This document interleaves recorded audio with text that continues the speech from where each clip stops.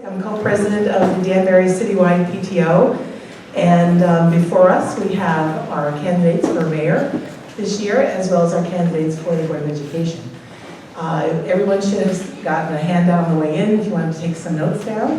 What we're going to do this evening is have our candidates introduce themselves first.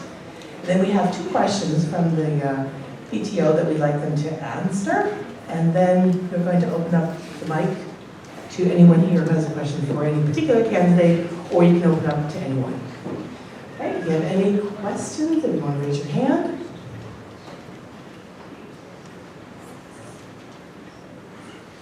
Okay, very good. So we're going to ask the candidates to limit their responses to 2 minutes. We have a little bell that we'll use to signify 2 minutes is up. And for the introductions, if you could include in your introduction what you will be contributing to the City of Danbury or to the Board of Education, depending on what role you're playing, going forward. And Mayor Bowden, if you would be so kind to start us off. Thank you.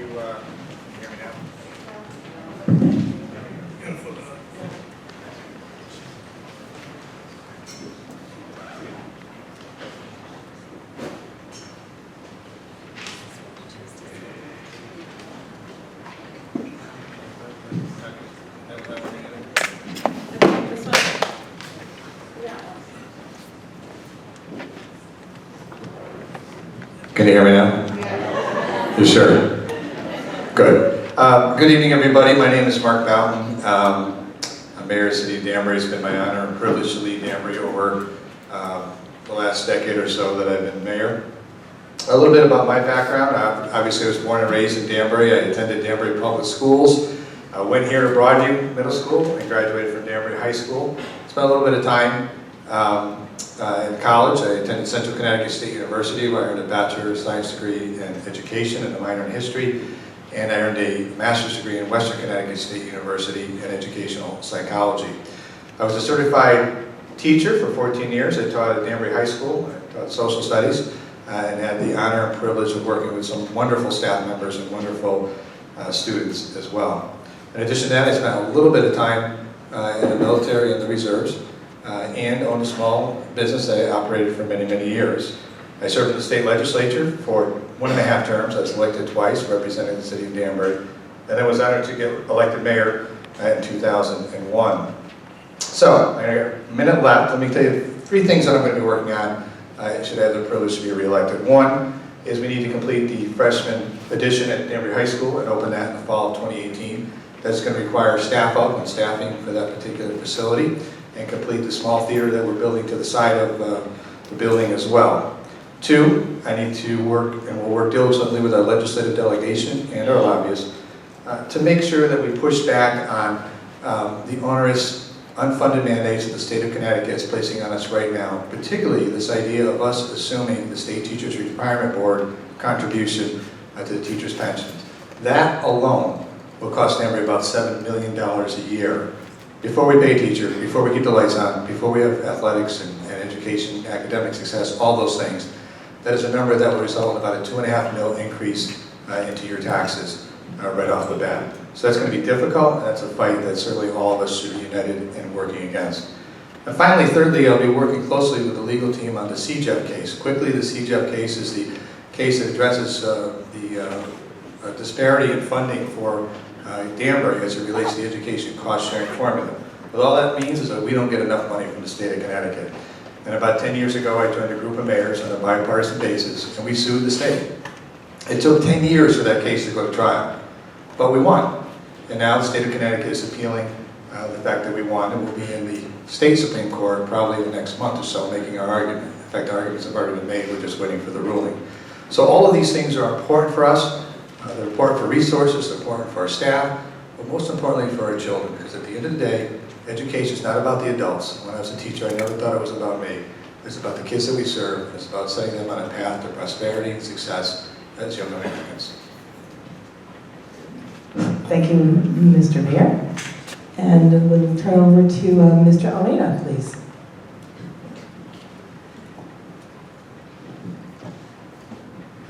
Good evening, everybody. My name is Al Almeida. I'd like to thank the Citywide PTO for hosting this event.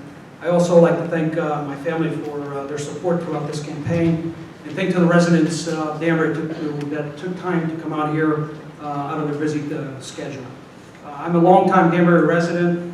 I immigrated here from Portugal at age 11, and I didn't know any English, and still learning. Upon my arrival, I entered Broadview Middle School here, and until Rogers Park was built, and I was one of the first students there. I spent 8th and 9th grade there before I went to Avatech and graduated from there. My experience in English was basically 3 years at ESL. I learned networking with kids in the neighborhood, watching Sesame Street, and attended ESL classes with my parents at night. I currently hold a master's degree in Homeland Security Leadership from the University of Connecticut, and also a bachelor's degree in Justice and Law Administration from the Western Connecticut State University. For the past 38 plus years, I've served the United States Army and currently serving in the Army Reserves. I hold the position of Command Sergeant Major in the 99th Regional Support Command located in New Jersey, where we provide administrative, logistics, and maintenance support to over 45,000 Army Reserve soldiers in the 13 northeastern states. We currently manage over a $210 million budget that provides services to our soldiers and their families. Within the 38 years, I've deployed to Iraq twice to fight in global war on terror. In the past 24 years, I've served with the state of Connecticut in the Public Defender's Office as an investigator. What will I bring to the Danbury Board of Education? I will provide leadership that will focus on attention to detail for every resident in Danbury. The future of our community is dependent on our educators. Teachers are the most important professionals in our society. They are the ones that make the most impact on our children, aside from the parents, through teaching and mentoring future leaders. And those leaders could be working in the public or private sector. We must continue to invest in education by using tax dollars effectively and efficiently. We must invest in our core function of education, which is to educate all our students equally and ensure workable class sizes. It's our teachers who teach our students. I will support teachers, paraprofessionals, and other selected positions that are directly essential to providing the core function of our teaching of our children. And I support community and family and parental engagement to support the education of our students. Again, our students come with a package, and the package consists of the student, the teacher, the family, and the engagement team. So I think collectively, the package can succeed. Thank you. Thank you, Mr. Naina. And why don't we go right down the line? We'll start with Ms. Spolino.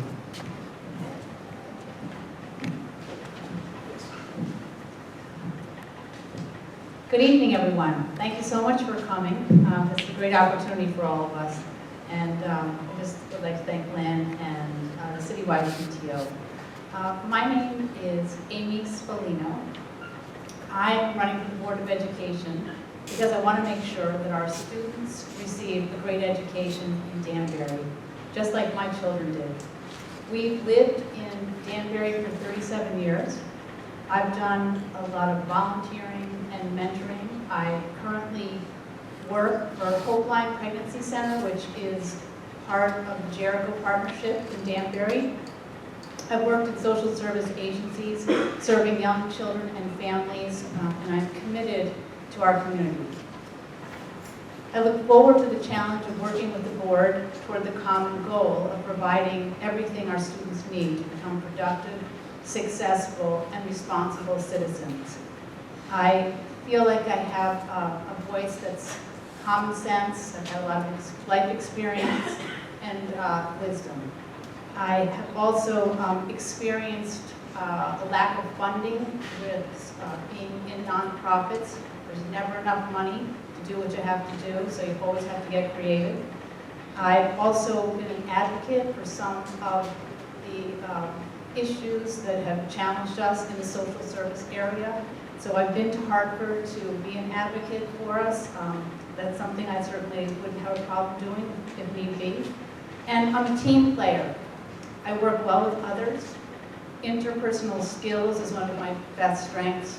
I have the capacity to learn and grow as I recognize the scope of responsibilities on serving on the Board of Education. Thank you very much. Thank you, Ms. Spolino. And you know, it was just suggested that we should stand for the Pledge of Allegiance. And I think that's an excellent idea. So before we go on to Mr. Santos, if that's okay? That's right. Thank you. I pledge allegiance to the flag of the United States of America and to the republic for which it stands, one nation, under God, indivisible, with liberty and justice for all. Thank you. And thank you for the suggestion. So, Mr. Santos. Thank you, Lynn. Good evening, everyone. I want to thank everyone for coming out tonight. My name is Farley Santos. I am a product of Danbury Public Schools. I graduated from this very school in 2003. I'm raising my daughter here in the city, a 4-year-old little girl, nearly perfect, as I like to say. My wife and I are invested in this community. We want to give back. You know, the education that I received here in Danbury was second to none. And it was because of inspirational teachers that provided guidance, that provided leadership, and gave us a future. Some teachers that made impact in our lives that you know, we wouldn't get anywhere else. And I'm sure that's the same for everyone in this room. There's got to be that teacher that made a difference in their life. So what I'm about is giving back to my community. And I'm a volunteer with the Danbury Schools and Business Collaborative. I'm a mentor, I'm a board member, I'm a treasurer. I also volunteer with the Junior Achievement of Western Connecticut as a company coordinator, a volunteer teacher, and I'm now a community board member. And the reason why I mention that is the point of view that I have wanting to serve on the Board of Education. I'm a parent. I see that point of view from parents who have their kids in the school system. I'm a volunteer, so I saw firsthand and I see firsthand the needs that there are in our public school systems. We've got great challenges, and we have many successes. What I want to do is help improve our system. And, you know, one of the things that really touches home to me is the fact that our children are the future. Kids that are sitting in the audience today are the future. And I once heard this saying, you know, decisions are made by those who show up. So I give kudos to everyone here who's sitting tonight who wants to go out there and make the right decisions. But that's exactly what we need to do. We need to make the common sense, the right decisions for the children that are sitting in the audience tonight, because they are the future. They're the future community leaders. They're the future doctors, the attorneys. They are the future of Danbury. So if we're not making the right decisions, if we're not making common sense decisions, we're just failing them, and in return, we're failing our future. So I thank you for being here tonight. I thank you for the engagement, and I look forward to the opportunity of gaining your support. Thank you. Thank you, Mr. Santos. Mr. Cody. Well, on behalf of Team Bowden and myself, I want to thank the Citywide PTO for giving me this opportunity to come up here and talk to the public a little bit here. And to tell you a little bit about myself, I didn't grow up in Danbury like some of the other candidates up here. I actually grew up in Texas for 16 years of my life. I went to 2 elementary schools, 2 middle schools, and then I finally made it up to Connecticut my junior year in high school. After that, I came to Western Connecticut State University here in Danbury, where I met my wife and my 2 kids. They are Danbury residents. She's also a Danbury school teacher of a school that we should all be very proud of right now for winning a blue ribbon, being recognized as a blue ribbon school, Moore Street School. Should be very proud of that of Danbury.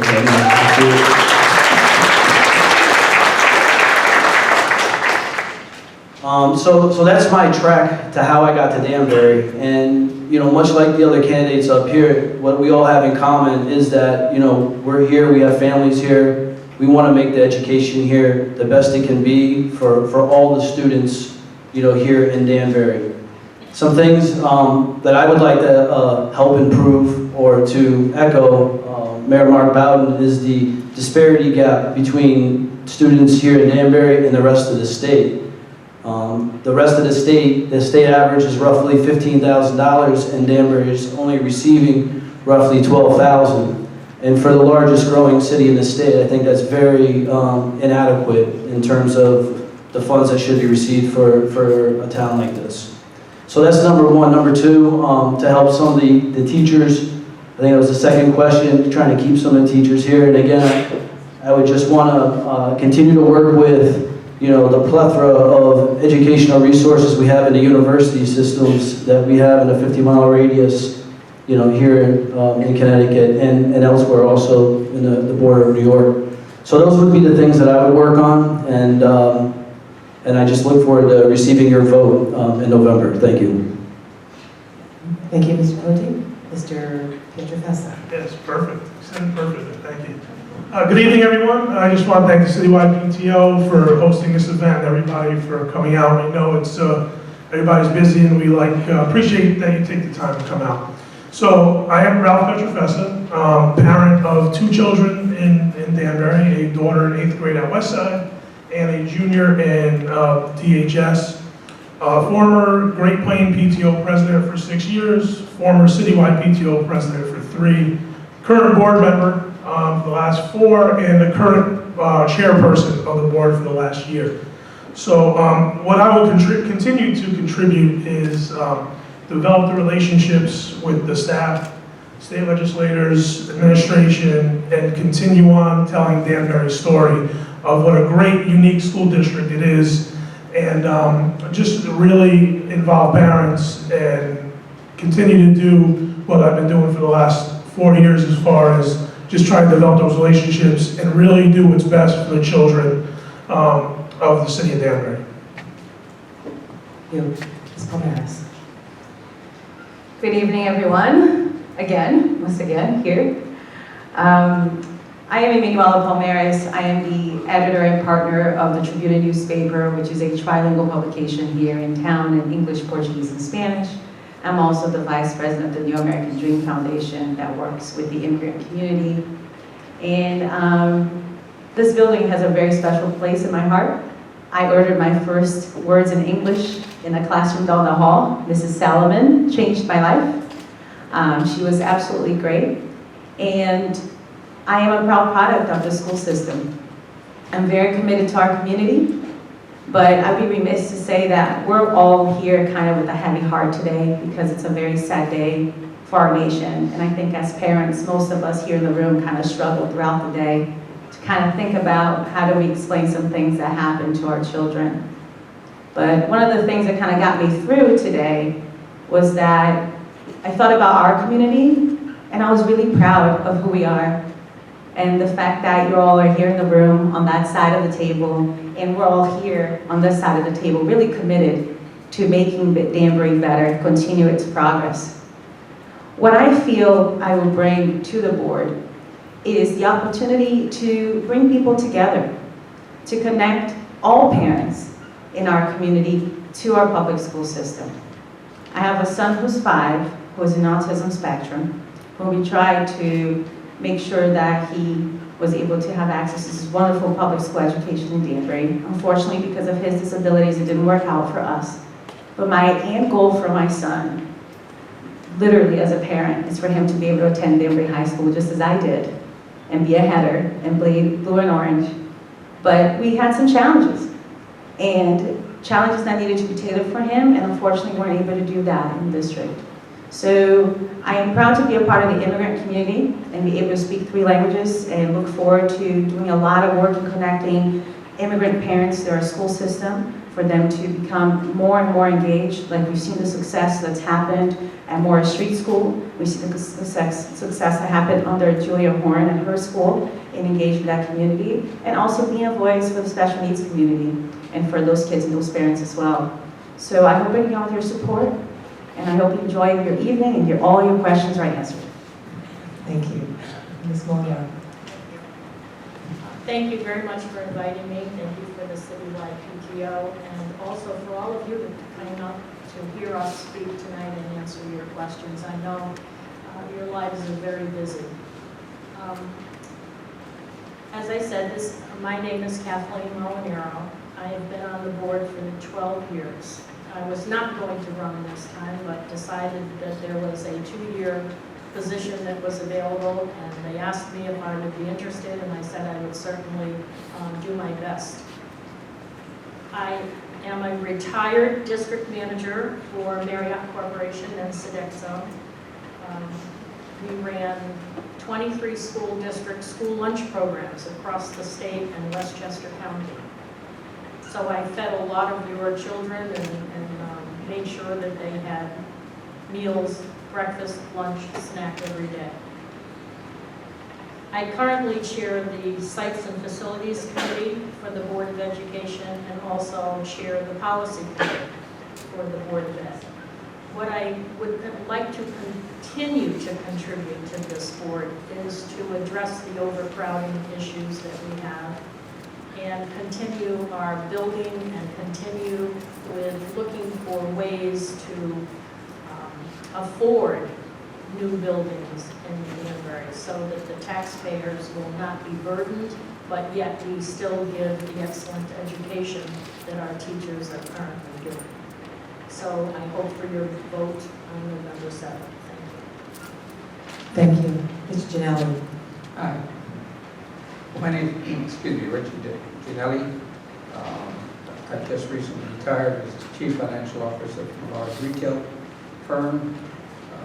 In the past, I served on the boards for Families Networks of Western Connecticut, Danbury Children First, Education Connection, and most recently, Stand Together Makes a Difference, as well as being a board member for about the last 10 years. To me, it also was very interesting, apropos tonight, just a sidebar, because one of the questions has to do with funding, and I think we're seeing that Action will be able to microphone to share among 10 people. So there is a lack of funding. One of the issues that I think are very important is, well, basically in general, is education. But on the board, I've served as co-chair since I've been there to the Finance Committee and essentially to the Community Relations Committee. I always advocate strongly in the Community Relations Committee because that's where I think it's important to develop a relationship between the public, the parents, and the school district. And this year, I look to improve the relationships and strengthen the PTOs so that they have a better understanding with the administration as to what we do, that many of our schools that are essentially minority schools, Hispanic schools, the PTOs are not well represented, and there should be a way so that we have dual PTOs so that we can have people that do not speak English be there represented so that they feel like they're part of the school district. Very, very important in this city, which has the diversity we have, is to bring everybody together. We've tried hard in the past, and there are a lot of challenges, but that will be my main goal this year. So I thank you very much, and I do ask for your support. Thank you. Thank you. Ms. Scholeski. Hi, my name is Rachel Scholeski. I've lived in Danbury for 17 years. I have 2 children in the Danbury Public Schools, a 3rd grader and a 5th grader. They're right in that second one right there. Hi, guys. I have a degree in biology with experience in corporate finance. Currently a stay-at-home mom and professional volunteer. I became heavily involved with the school as a parent, just looking for more information on what specifically went on during the school day. I've held several roles on the PTO Executive Board, including President and Secretary. I am currently the PTO Treasurer, as well as Secretary for the Citywide PTO. And it's been a pleasure working on that team, and thank you, Lynn, for all your hard work to put this together tonight. I'm a graduate of the Parent Leadership Training Institute. PLTI is one of the reasons I'm up here on this stage speaking with you tonight. Because it really gave me the push to become even more active and civically involved in my greater community. I would like to thank the alumni group that came out this evening as well. This past budget season, I testified in Hartford, advocating for more education funding for Danbury students. I would love the opportunity to do the same as a member of the Danbury Board of Education. I've attended most of the Danbury Board of Ed meetings for the past 3 years now, and I would like to offer a fresh parent's perspective to the board. I will be an active board member and looking forward to serving, hopefully, on the various committees, working with families and staff to ensure all voices are heard while still being present and involved in the school community. Thank you so much. Thank you, Rachel. Okay, there are two other Board of Education candidates who wanted to be here tonight, but unfortunately for personal reasons could not be. And they're on your notes card. They are Eileen Alberts and Jean Mello. So unfortunately they couldn't be here over the luncheon. Okay, so with that, we're going to go on to the first question that the Citywide PTO is going to pose. These are questions that we hear constantly from the parents and members of the PTO. So what we're going to do is I'm going to ask the question, and if any of our candidates would like to respond, if you could raise your hand, and I will try to pick the person who I see move the fastest, okay? So here is the question. What's up with our school funding? We're overcrowded, programs are being cut, and we're growing.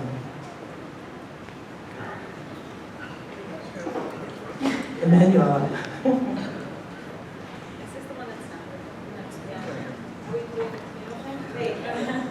It's great, we get to share, we get to know each other better. I'm not gonna be one to delve too much into it, but the school funding conversation is really one conversation. We have a model in our state that is not about equity. And if you were to simply look at the difference between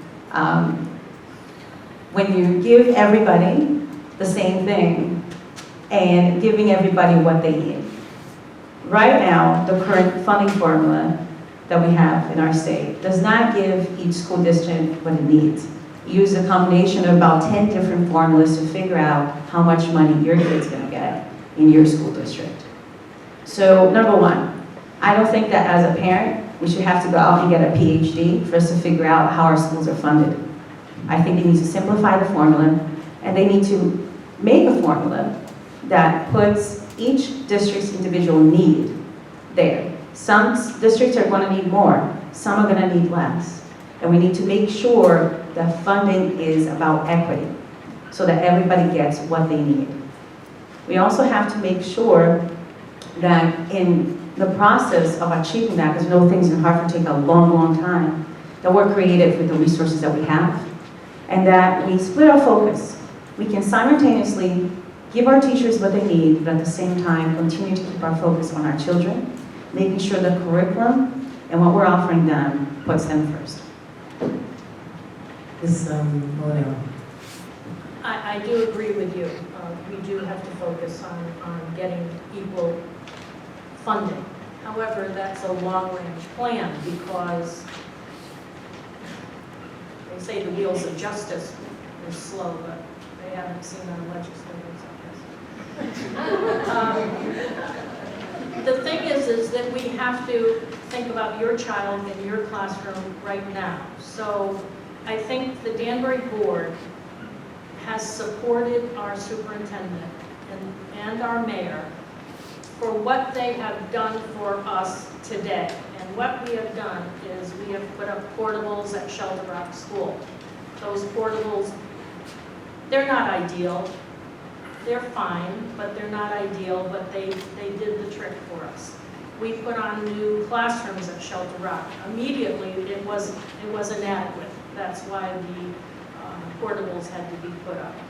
Then we decided that we didn't decide, it was decided for us that the two middle schools, one of which we're sitting in tonight, was overcrowded, so that we had to have two magnet schools to draw down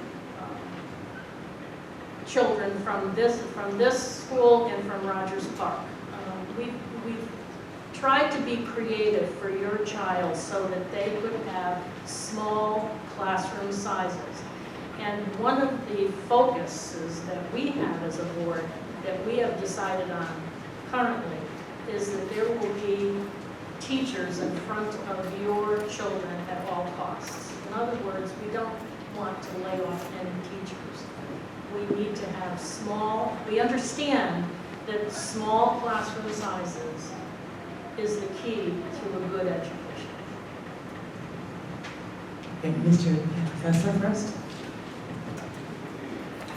I agree also with Kathy and Emmanuel, but basically, what the Board of Education does is we're funded two ways. We get money from the city of Danbury, and we get money through ECS funding through the state. And what we do as the Board of Education is basically plug that money into where we can. And like Kathy mentioned, our main goal is to keep teachers in front of students. And as far as overcrowding, we've developed a sister school relationship where some grades will go into a different school. Like Kathy did mention the Shelter Rock portables, Mayor Mark mentioned the expansion at DHS. And on that note, I'd like to, if there's any teachers here in the room, because I do walk the schools frequently, some of you guys might have seen me, and I do see how tight, when we say tight, it's tight.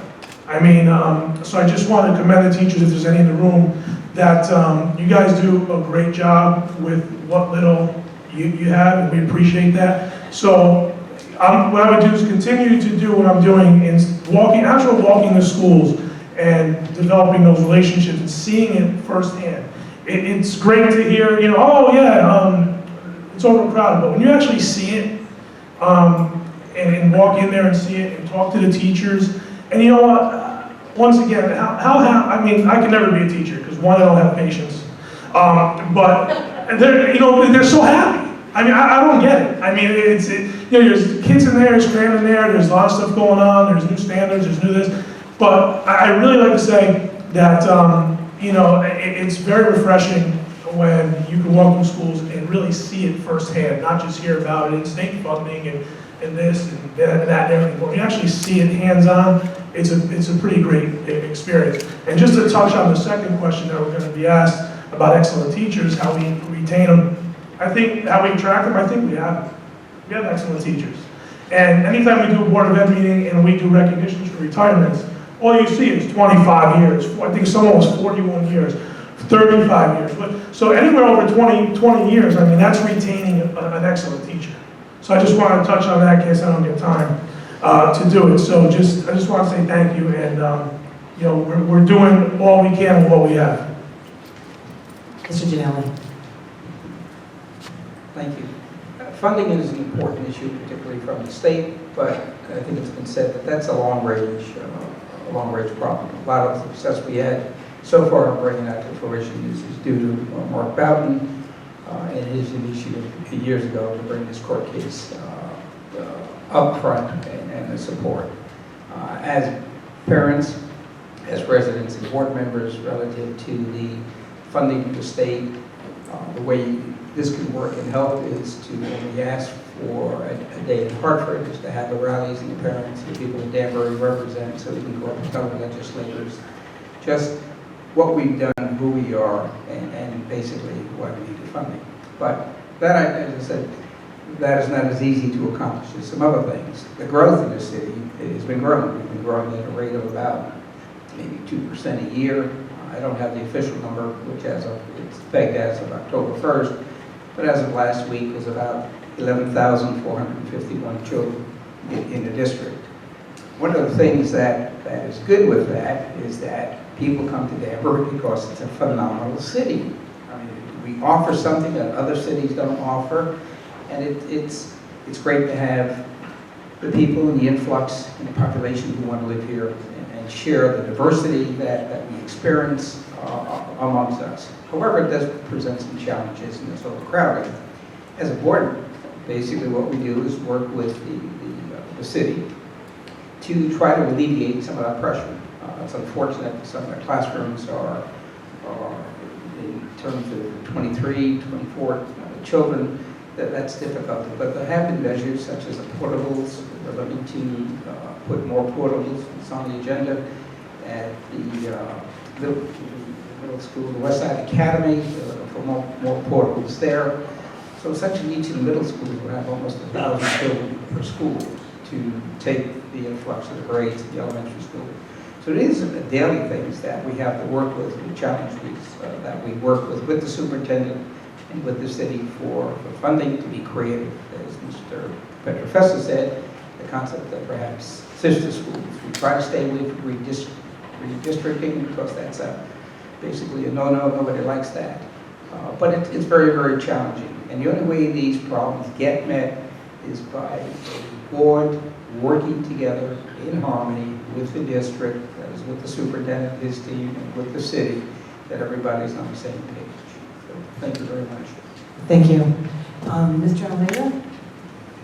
Yes, here we are, we're talking about the state funding. As a state employee, I know I'm being asked to do a lot of things. So we're talking about state funding. There was a crisis in Hartford. We got that. But you know, the current administration is currently, you know, claims that the Board of Education side of the budget is cost driven in the budget, which it is. However, the city, as and back in 2011-12 budget, they were allocating 54.5% of the city budget towards education. In today's budget, we're only allocated 51.5% while we have an upstream of enrollment. So my question is, you know, while all this is happening while our property taxes continue to go up, my question is, where is the money going to? Definitely not to education. We will keep blaming the state for their crisis, that we can't get enough money from the state.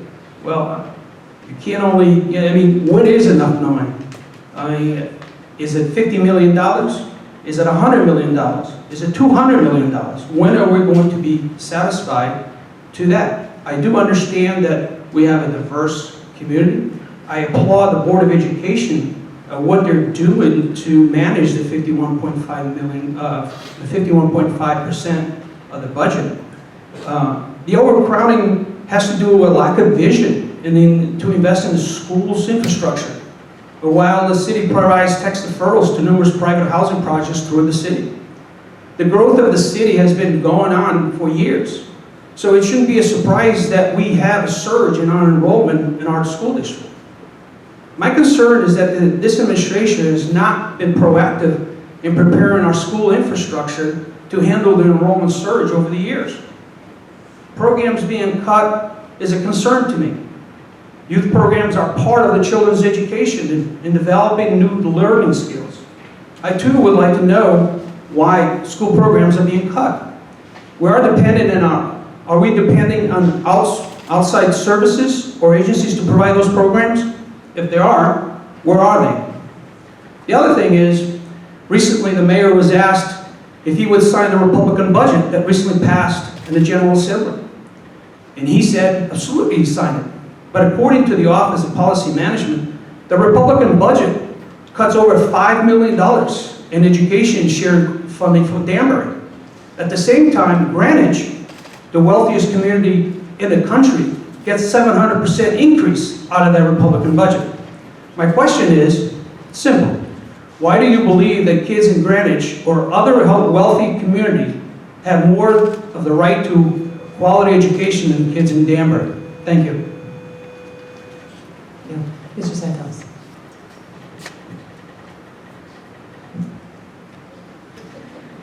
You know, everyone is mentioning about budget cuts, you know, and I think that's where the problem lies.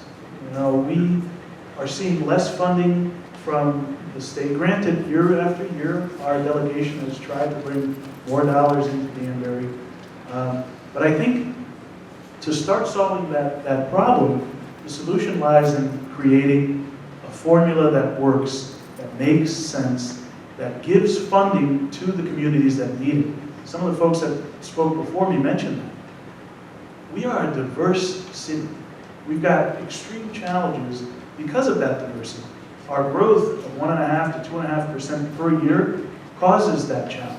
So I don't see why a district like Monroe that is seeing 10% of a decrease in enrollment should receive more funding or should receive any more than what we should have. Maybe that funding needs to come to Danbury, where we need the dollars. You know, districts like Ridgefield and Greenwich and New Canaan, what Al is talking about, we need the funds here because we have the population growth. So maybe the role of the board in the past has been more of a policy standard for the district, but I think that as a board member, we need to advocate for our city, and I know that some of the board members here have done that in the past, and kudos to them, because the work that the district has done, the teachers, the educators are doing with the funds that they have is tremendous. But I want to be an advocate for families, I want to be an advocate for our students and for our teachers, and I want to work on a bipartisan basis with the mayor, with our legislators, to bring more funding back to Danbury from the state, and to have more funds from the city invested in our education. Like I said in the opening, our children are the future. So are we really failing them, or what are we doing? So funding isn't always the answer to everything, but to this situation in Danbury, the overcrowding, the diverse population, funding is needed. Mr. Bell.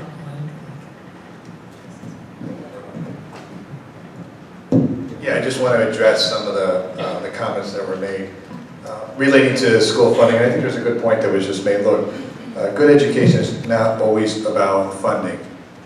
It's about having the right assets, the right tools in place to educate our children. And to answer the question, yes, I would sign the Republican budget. Let me tell you why. Because the current budget that the governor put forward doesn't cut us by $5 million or $4 million. It cuts us by $12 million. So you tell me which one you would sign. I don't like either one of them. It's not the budget I put forward, but at the end of the day, we have to start somewhere in negotiations. The Republican budget, in this case, treated us better. This governor wanted us to pay for the state teacher retirement pension. That's $7 million starting next year. And at the out years, it goes to 9, 10, 11, 12 million. Where does that money come from? It's not coming from the ECS formula. It's coming out of your pockets. And most importantly, it's coming out of that old woman on the end of the street, elderly woman on the end of the street that can't afford her property taxes now. So we end up driving people out of their homes. It's a horrible decision you have to make, but sometimes you have to make the decision that's right for the community. That's what being a leader is all about. And I'll tell you something else. The reason you hear people harping about how the state treats us, we're the 7th largest city in the state. We get straight ECS money, not counting Alliance District money, and the board members know what I'm talking about here. We get about $25 million a year. The 8th largest city, New Britain, gets $75 million a year with less students. You tell me if our kids aren't being treated unfairly. And that's why I sued the state of Connecticut, and I'll do it again. Because at the end of the day, as much as we revere and love our teachers, and I'm a teacher, so revere and love all the way, at the end of the day, it's about the kids. It's just what it says in the Board of Education wall when you walk into that building. It's about the kids. Mr. Genelli and then Mr. Almeida, and then we're going to move on to the next question. I did want to follow up on something. I forgot something I thought was very important. As you listened, the issue of funding is very challenging, and it's long, and it's very political. However, I had mentioned one of the things that we do, and I tend to look at things as the glass being always half full, not half empty.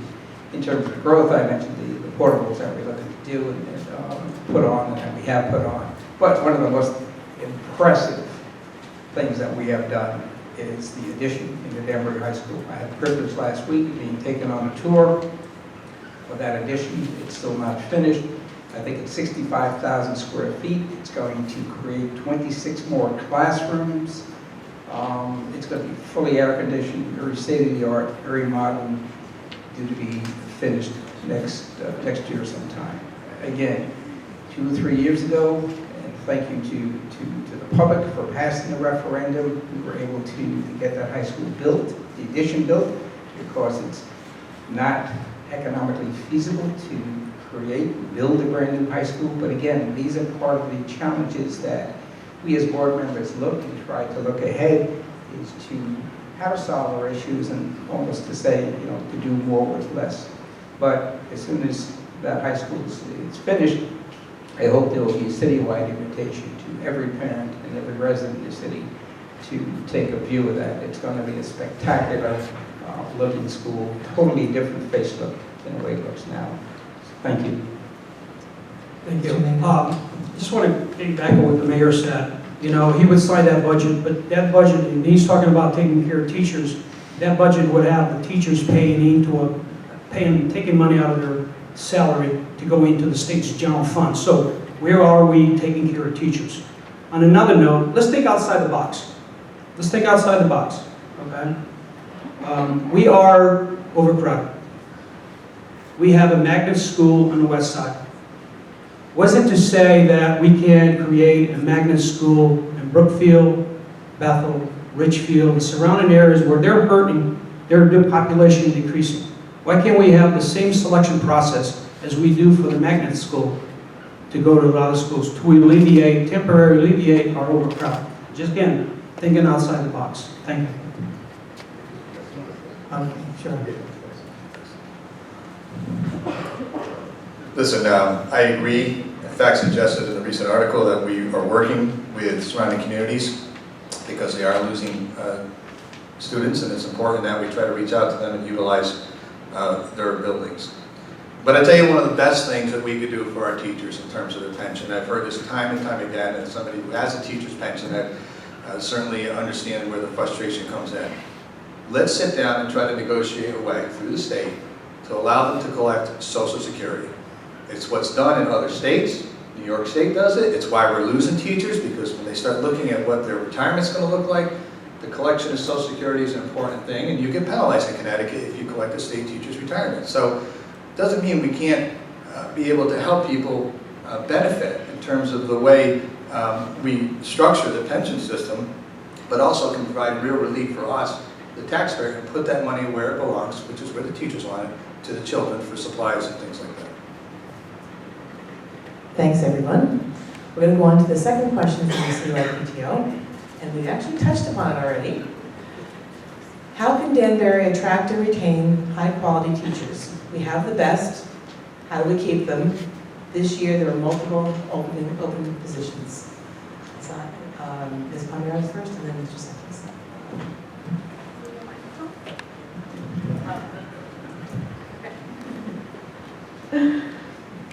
A lot of the budget conversation was happening around the fact of growth, right? And this is where it becomes kind of challenging. We can't always talk about our growth in the negative. You know, we have a school district that over 40% of the students right now identify as Hispanic or Latino.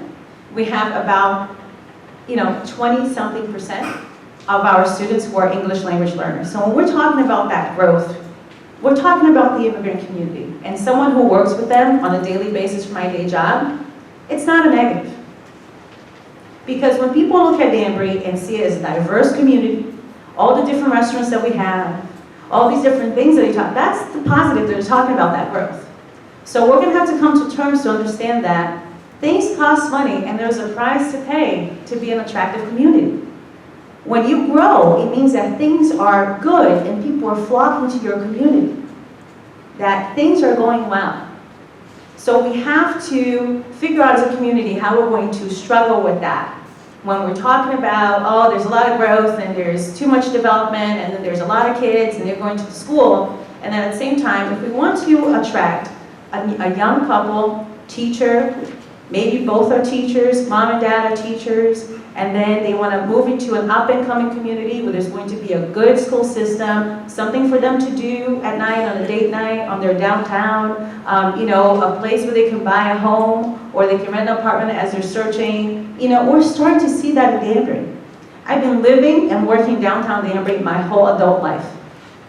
I lived in downtown Danbury. My parents just arrived here from Brazil. And then I live off of Main Street now as an adult. I have a storefront on Main Street, and I cannot tell you how excited I am about the changes that have been happening over the last decade in our downtown Danbury. I think that's a big attraction. The other thing, sometimes we're looking for answers far, far away. Morris Street did it. We have a blue ribbon school. We have the recipe. Let's find out how we can replicate that model in all of our schools. Because the best teachers are going to be attracted to the best schools. Up and coming community, good school system, that's going to attract professionals. And at the other hand, let's be creative about how we're competing for the talent outside, right? Let's find different ways other than just increasing salaries. What are other bonuses and packages we can offer teachers, to young teachers, to come to our community to teach? So we have to be creative. We have to own our growth in a positive, understand what that's going to cost, and embrace our community. Growth is a good thing.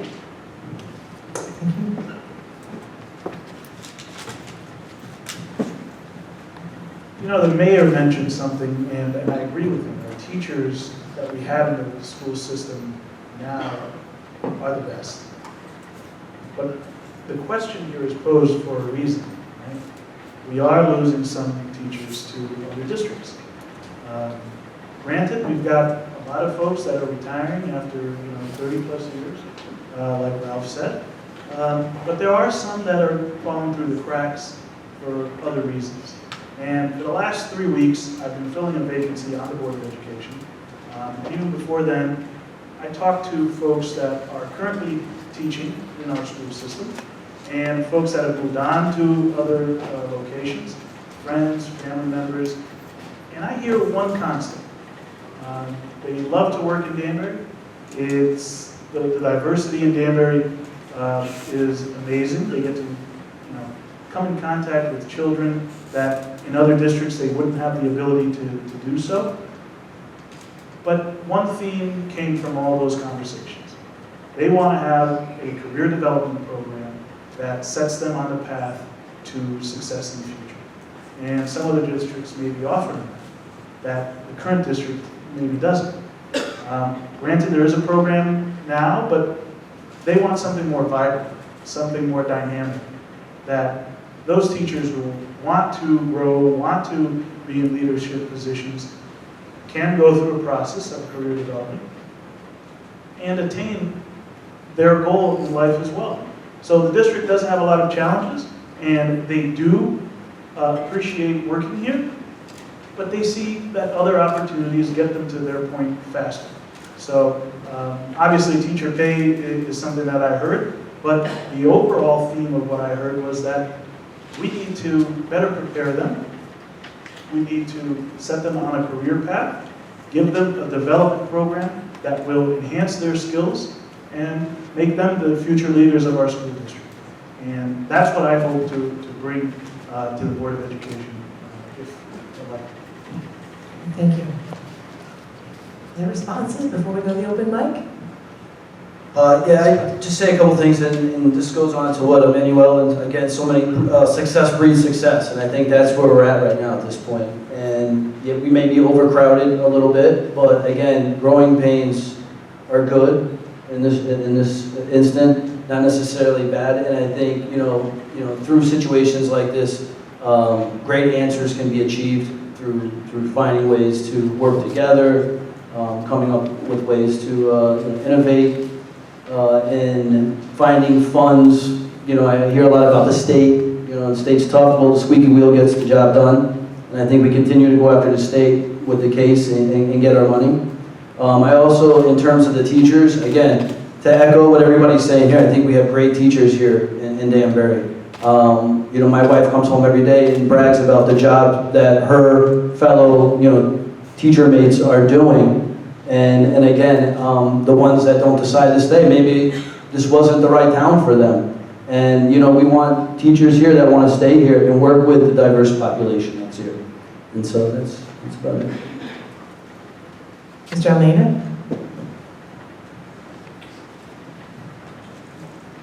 We do have some great teachers in Danbury. There is no question about it. And the theme, one of the themes that come across to me that I've talked to teachers, educators as I knock on doors, or former educators, one of the things is that it's not about the money at times. What it is it's about teachers looking for a supportive working environment. And and retaining teachers often, like I said, often has to do with money. it has to do with the curriculum and the appreciation. Professional development is also a plus, as Farley was alluding to, is that there has to be some professional development to grow, to become better leaders in themselves as teachers. And at times I find that talking to educators, I find that, sometimes the professional development or professional development does not align to what their interests are. And I think that we have to look at professional development at what the teacher is looking for so he or she can grow further into it. Two things that teachers are challenged with today is time and relevance. Time, it's about finding time to learn new strategies, methods, or immersion technologies that we are today. I mean, I know educators are challenged with the attention span of our children because of the fact of what we are technology-wise.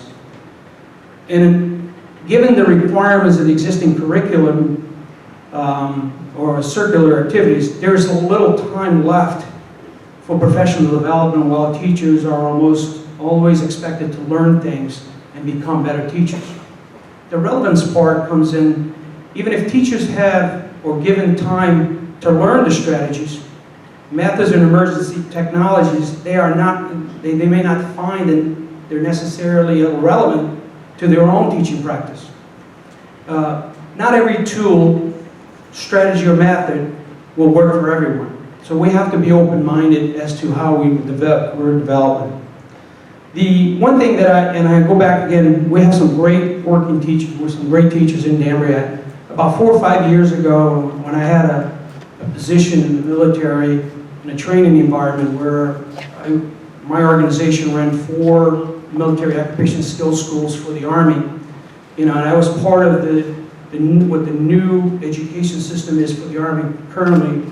4.5 years ago, I was tasked or identified to be part of the task force to where a soldier comes into the Army and through the development of the career, by the time they hit about 20 years of service, they will have enough credits to earn a bachelor's degree.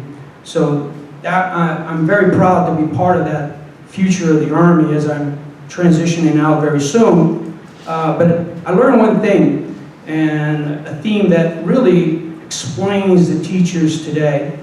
Teachers don't leave school, they just leave principals. In reality, they work very hard. They're there every day, every night, because you know why? They have the love for the youth that we have today. And I congratulate them, I thank them for everything that they do to our students. Thank you. Good, thank you. Any other comments? Okay, it is our audience time. I already see a first hand going up. So it probably is more comfortable if I pass the microphone up to you. You sure? Okay, if you want to tell us who you are, that'd be great. And please ask your question. Very good, thank you. I do appreciate this is my first board meeting I've been to. As far as you mentioned who you are and where you came from. We came to the United States in 1628. We've been in Connecticut since 1700. So we have a little bit of roots here in Connecticut. I was born and raised in Danbury. This is my first junior high school I went to. As far as units and buildings being built in South Street School, we had the same problem with overcrowding. You mentioned about teachers. Your teachers that meant the most to us are the ones who were the strictest, the ones that cared about you. And you talk about good teachers and bad teachers. The system is hard to work with. It's hard on children today. They have to learn much more than we did when we were in school. I went to Henry Abbott Tech. I was nominated to go to West Point. I've done Six Sigma. I've done all the things necessary to stay in touch with today's society. What I see, I'd like to ask you 2 questions. 1, what power do you have to make change? Number 2, as far as the schools are concerned, there's something that needs to change. Our world is changing too fast. For my son who's in high school right now, no air conditioning in the school. We went there for open house. 3,200 parents of children were there. They built a new addition on the school. Traffic is backed up all the way over. We know all the problems we have over overcrowding. There's a way to do it. It has to change. The way we're going forward is not going to work. We're asking for money from Hartford. We're asking for money from there. We need to look at the system itself and change it. Open our eyes. I'll go back to the 70s when the United States government, the postal system, had a problem with their stamps. They spent $700,000 to invent a new glue. All they had to do was go around the station in Germany. The German government already figured out how to make the glue, and then we came out with postal stamps. Okay? We waste money on things that people that have a secure position and tenure don't understand business. There's a lean way of doing the school system, and I want to ask you, is there a way that you can brainstorm even with the children? The children were far advanced in technology than most of the teachers. My son used to have to go to the teacher, and they would ask him, how do you do this and how do you do that? Why? Just like what you mentioned. They don't have time to learn the newer technology. And to be around for, I'm 62 years old. I was at first school in Broadview, as I mentioned. Times are changing. It's not going to be done the same way. If you keep asking money from the state of Connecticut, those people are idiots. They don't know how to run money. The government doesn't know how to run money. They just print it more, and then the money gets worse than nothing. We are $21 trillion in debt, and we're looking to get more money from the state. It's not going to happen because it's not there. They will print it, they'll give it to you, and they'll take it away somewhere else. We have more taxes now in Connecticut on different things, everything from paint, and now this new tax on bottles. They don't even know how to recycle it. We think we do, but we don't. I've been to other states where they've had complete refuge stations that were free, that were paid for by the state, by your taxes. But in order to recycle garbage today, it's an act of Congress. And do you want this answered by one particular person, or anything else? It's a lot of questions. I lost track. We want to make a difference. We all care, and you have a tough job, the teachers have a tough job, but we need to open our minds a little bit. Teachers themselves, I know many teachers that have problems, they have issues, the government, the way it's run, but we work with what we got and teach with care. I'll give you one example. My son has 4 different ways of getting information. When I was in school, he wrote it on the board, on a piece of paper, we turned it in, we got a 0. Now I'm technologically advanced, right? But I'm looking at, where do I go? Do I go to Google? Do I go to Remind? Do I go to my email? Do I go to his email? You know, and it's like, and then we're still writing things down. We're still sending in papers to have to be signed. PDF. So help me out. Okay. All right, so I had my back turned. Who had their hand up first to comment on this? Mr. Santos?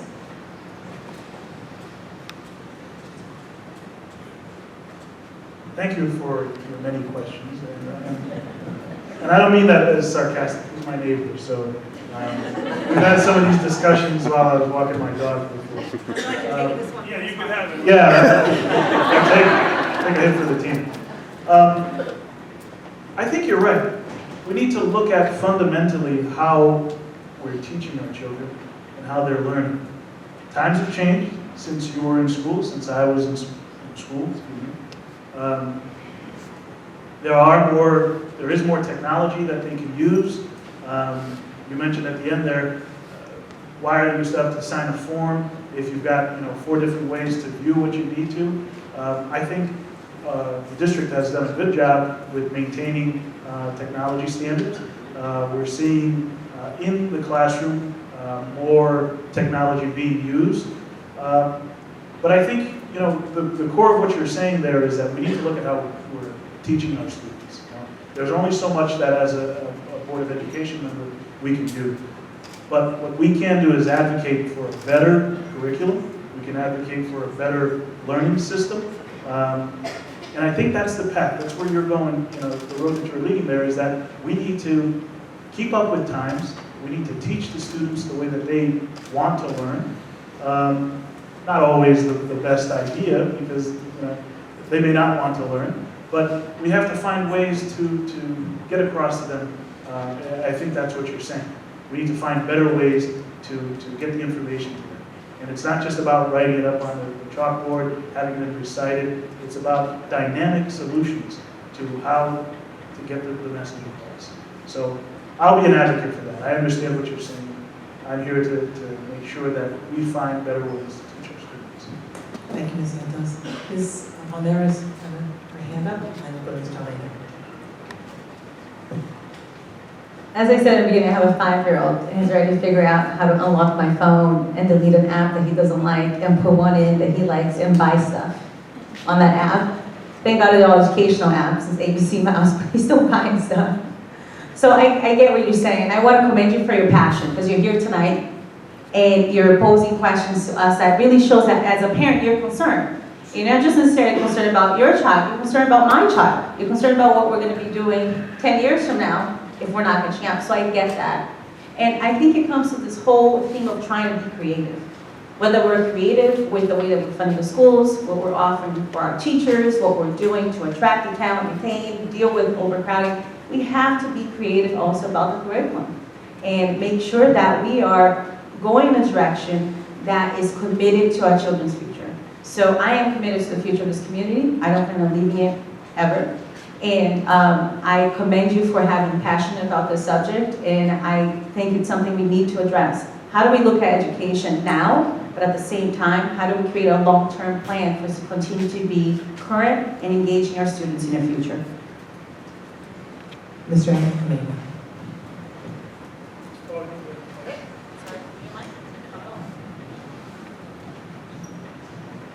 Thank you for the questions. You hit it right on the nose. And part of that is technology is moving too quick.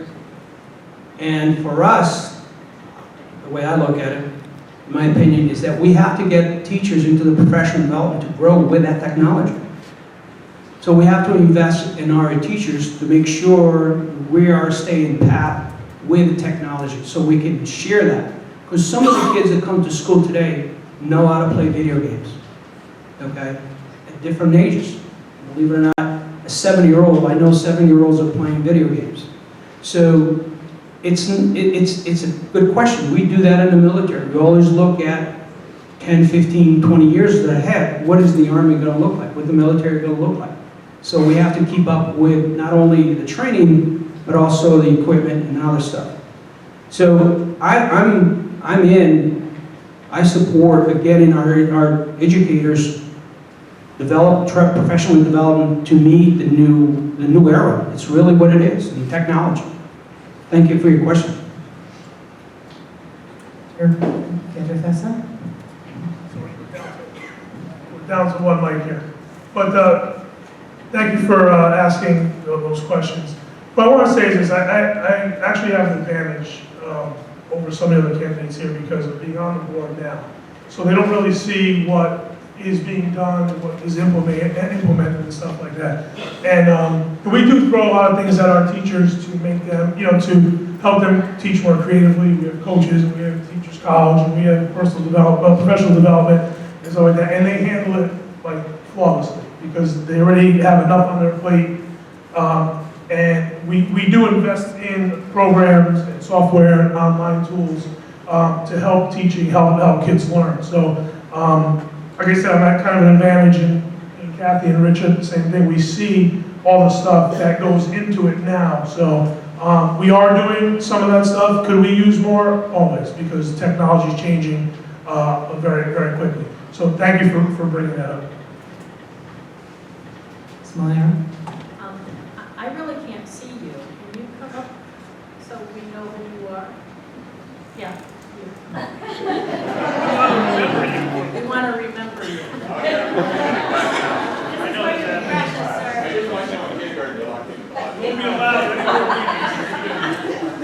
Thank you. I just couldn't see you, that's all.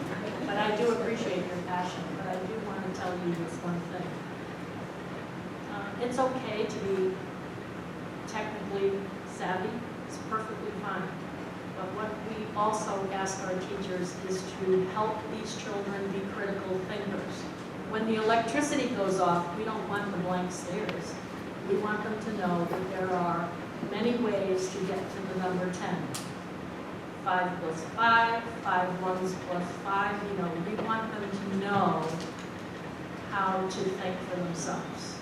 So while I appreciate that, we have to have all this technology in our schools, and we agree with it, and we try our best to fund it, we also want them to be critical thinkers, so remember that too. Can I answer that? Sure. I agree with you 100%. Technology is not the answer, and data is not the answer. It's a tool. We have proven that on the sales, CRMs, customer relation programs, are a complete waste of time and waste of money. But your consumer today is what these kids are going to go into. Okay? Are savvy, they're better shoppers than we were. They have everything at their fingertips. And this is what I'm saying about the technology part. It's not about ramming so much stuff in their heads and so much stuff that they have to learn, but the common sense and the wisdom is something that has to But we want to make sure they know where to look for that knowledge. So Right, exactly. that's what we are asking our teachers to do, and they do a fantastic job every single day. Thank you. Mr. Bowden? I think that Kathy's touched on something here to an extent. Look, the great teachers in our lives were both science and relationship. They were great scientists and great artists. We have developed a subculture in the education establishment of trying to drive teaching down to a science. As somebody that has spent 14 years in a classroom, and some of my ex-students are out there tonight, teaching is part data, sure, but it's way more art. And you can't quantify it, and you can't wrap your arms around it and say, can you replicate that anywhere? Because oftentimes the great teachers that you had in your life, they were one of a kind. They were unique, they inspired you. They made you want you to come to class every day and learn more and understand the world around you. And I'm all about the new school. I'm somebody who's embraced technology. But there's something to be said for the old school. To build that relationship, there's nothing better than one-on-one, eye-to-eye contact with your parents and with your students. That's what drives inspiration. That's what helps people achieve. And that's what develops people that can relate in this great global world that we live in every day and become successful. Do some of our processes, are they redundant and kind of silly? You know, are you sending out text messages and emails and the mayor's on Twitter and still don't know if school's closed? Absolutely. There's no question about it. We can do better on that. And that's what the board does. That's what they're charged with by state statute to figure out. Mayors don't do that.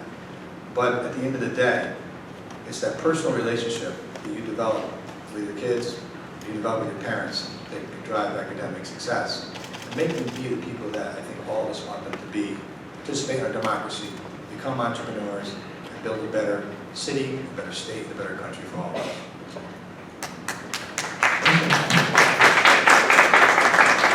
Okay, let's go on to another question. I see a hand right here. Hi, my name is Kimberly. I did not grow up in Danbury. I am fortunate enough to have 2 children that have gone through the public school system. I just wanted to touch on something because 3 years ago, my son got hurt at South Street School. On recess, on the playground, he fell face first into a rusted fence that had been down for 5 years. Open work orders. After fighting with the Board of Ed and trying to reach out to somebody to get it fixed, I reached out to Mr. Bowden, who told me that, I'm sorry, the Board of Ed doesn't report to me. It's a sad situation because my son slit his neck open and he could have died. And for the lack of empathy on the city's part to take care of a playground where 400 children play, it's pretty disgusting. Because where's the tax money going? Like I said, there was open work orders from 2009 that were not acknowledged by the city. I understand that the Board of Ed doesn't report to the city, but the fence surrounding the playground is the city's responsibility.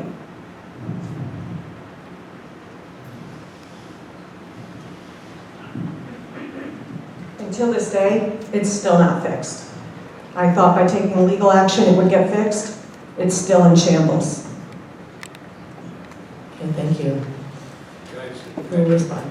Mr. Bowden. So she absolutely has a valid point. There were several work orders that were put in regarding that fence. The work orders were routed to the Public Buildings Department, in this case the Parks and Rec Division, and our guys promptly went out and fixed the wrong part of the fence. So they left the part where her son was injured on and fixed another piece to it.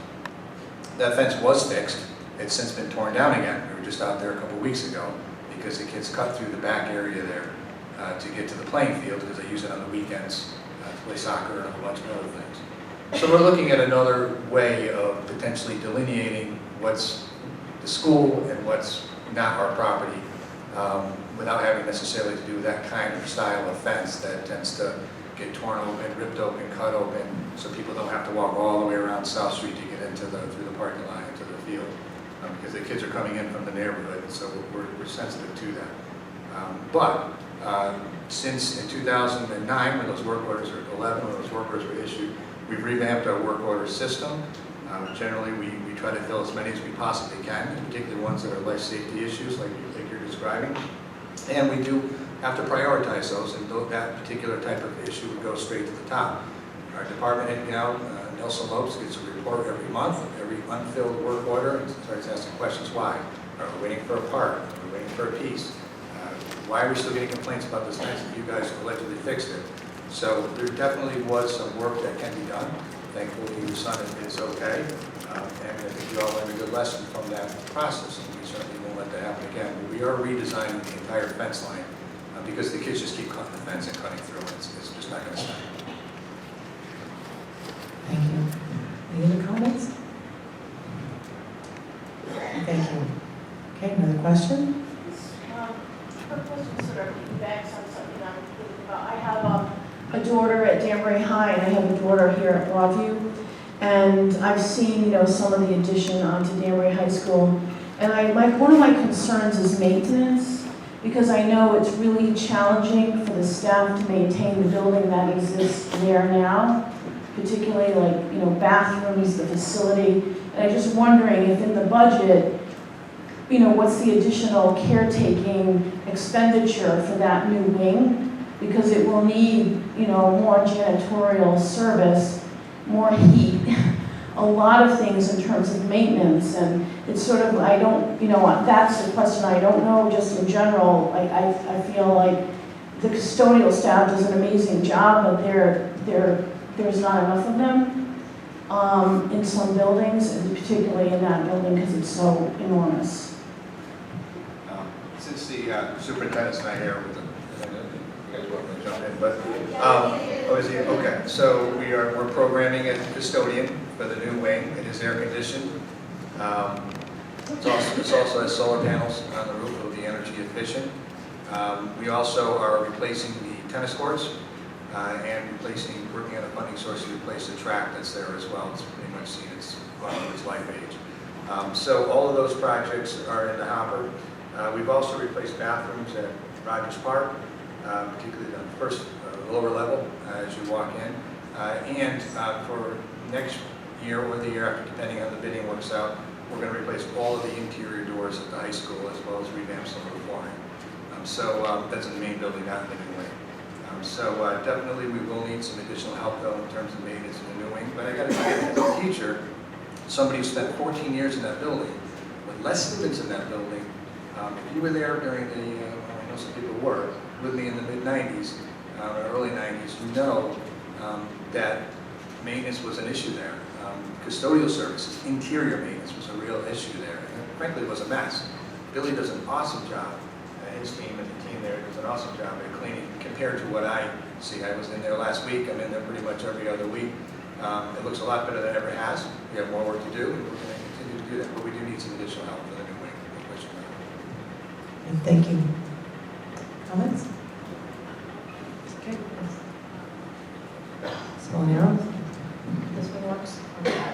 I just want to give a shout out to our maintenance supervisor, who is Richard Jolbert, and he does a phenomenal job with our custodian staff.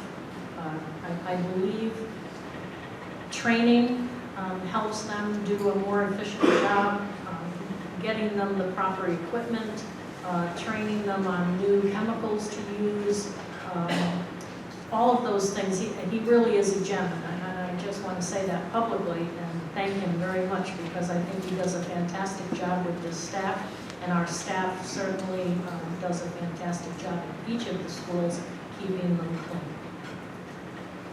Thank you.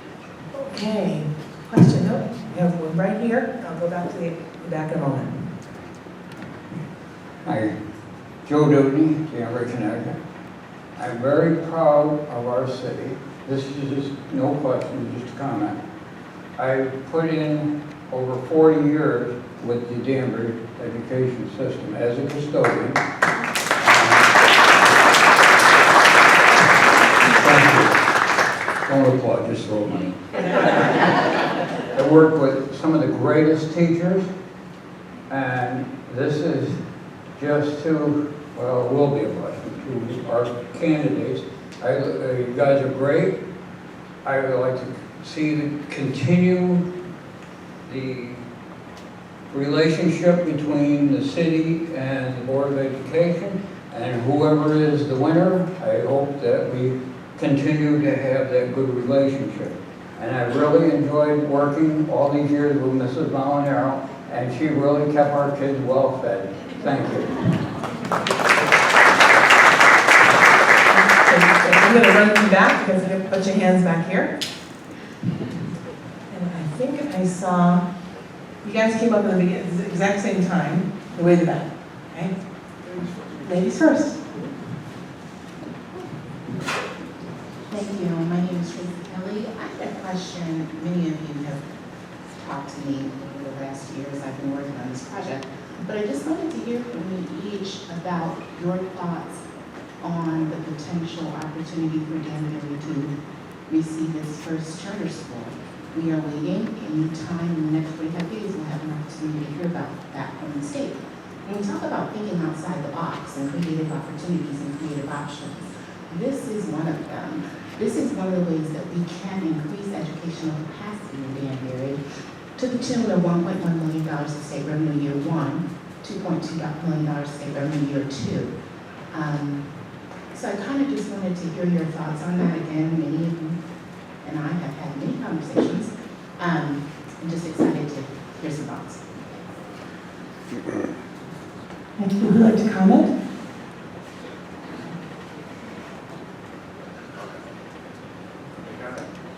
Sure, Mr. Bowden. Thank you. Fine.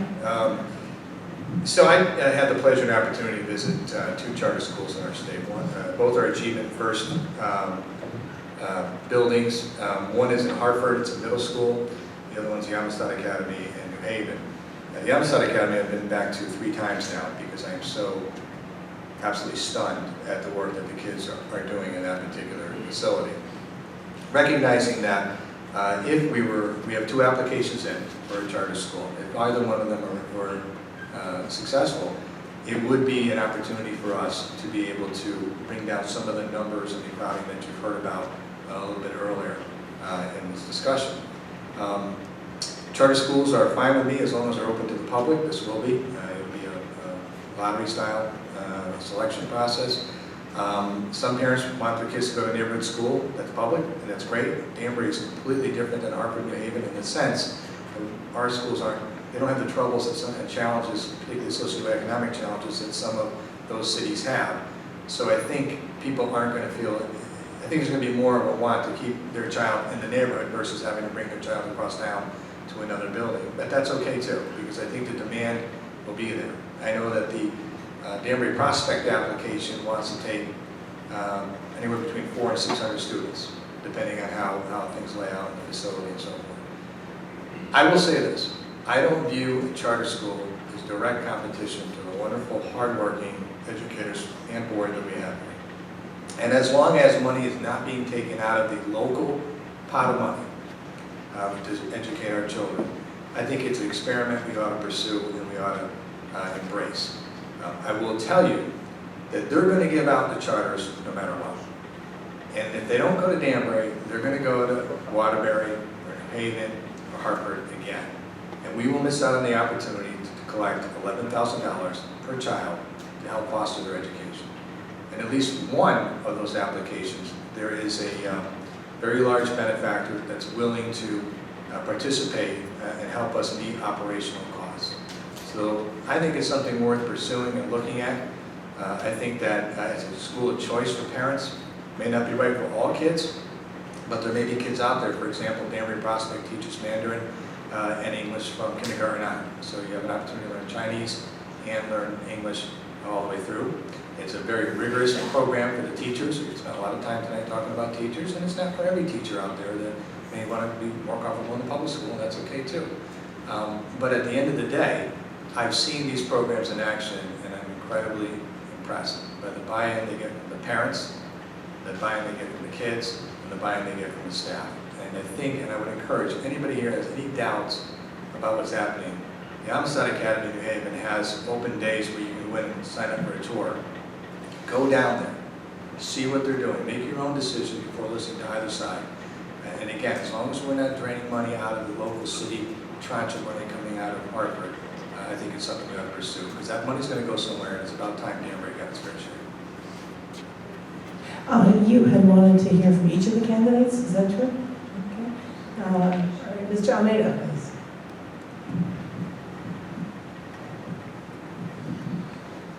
That is thinking outside the box, another concept. I have not made a decision as to what direction to go, but I would tell you that based on my experience, or not really experience, but my knowledge, doing several research, a lot of research around this topic, I think that one of the concerns that I have is the lack of equal opportunity. Also, there is less accountability and transparency in the charter. And one thing that we provide in our great city of Danbury is the diversity concept. And I'm afraid that we might, decrease that diversity within our schools. Not saying that I'm supportive or not supportive, and I haven't made a decision, but I'm concerned with that. As mayor, I would continue to fund the transportation to the school if it came about. But I'm not going to use local tax dollars to support charter schools. Mr. Petrofessa, I think yes. Thank you. I believe in options in the city of Danbury. We have technical schools, parochial schools, magnet schools. So I do believe in options. I agree with Mayor Mark also. But as a role of a Board of Education member, we focus on the schools that we govern.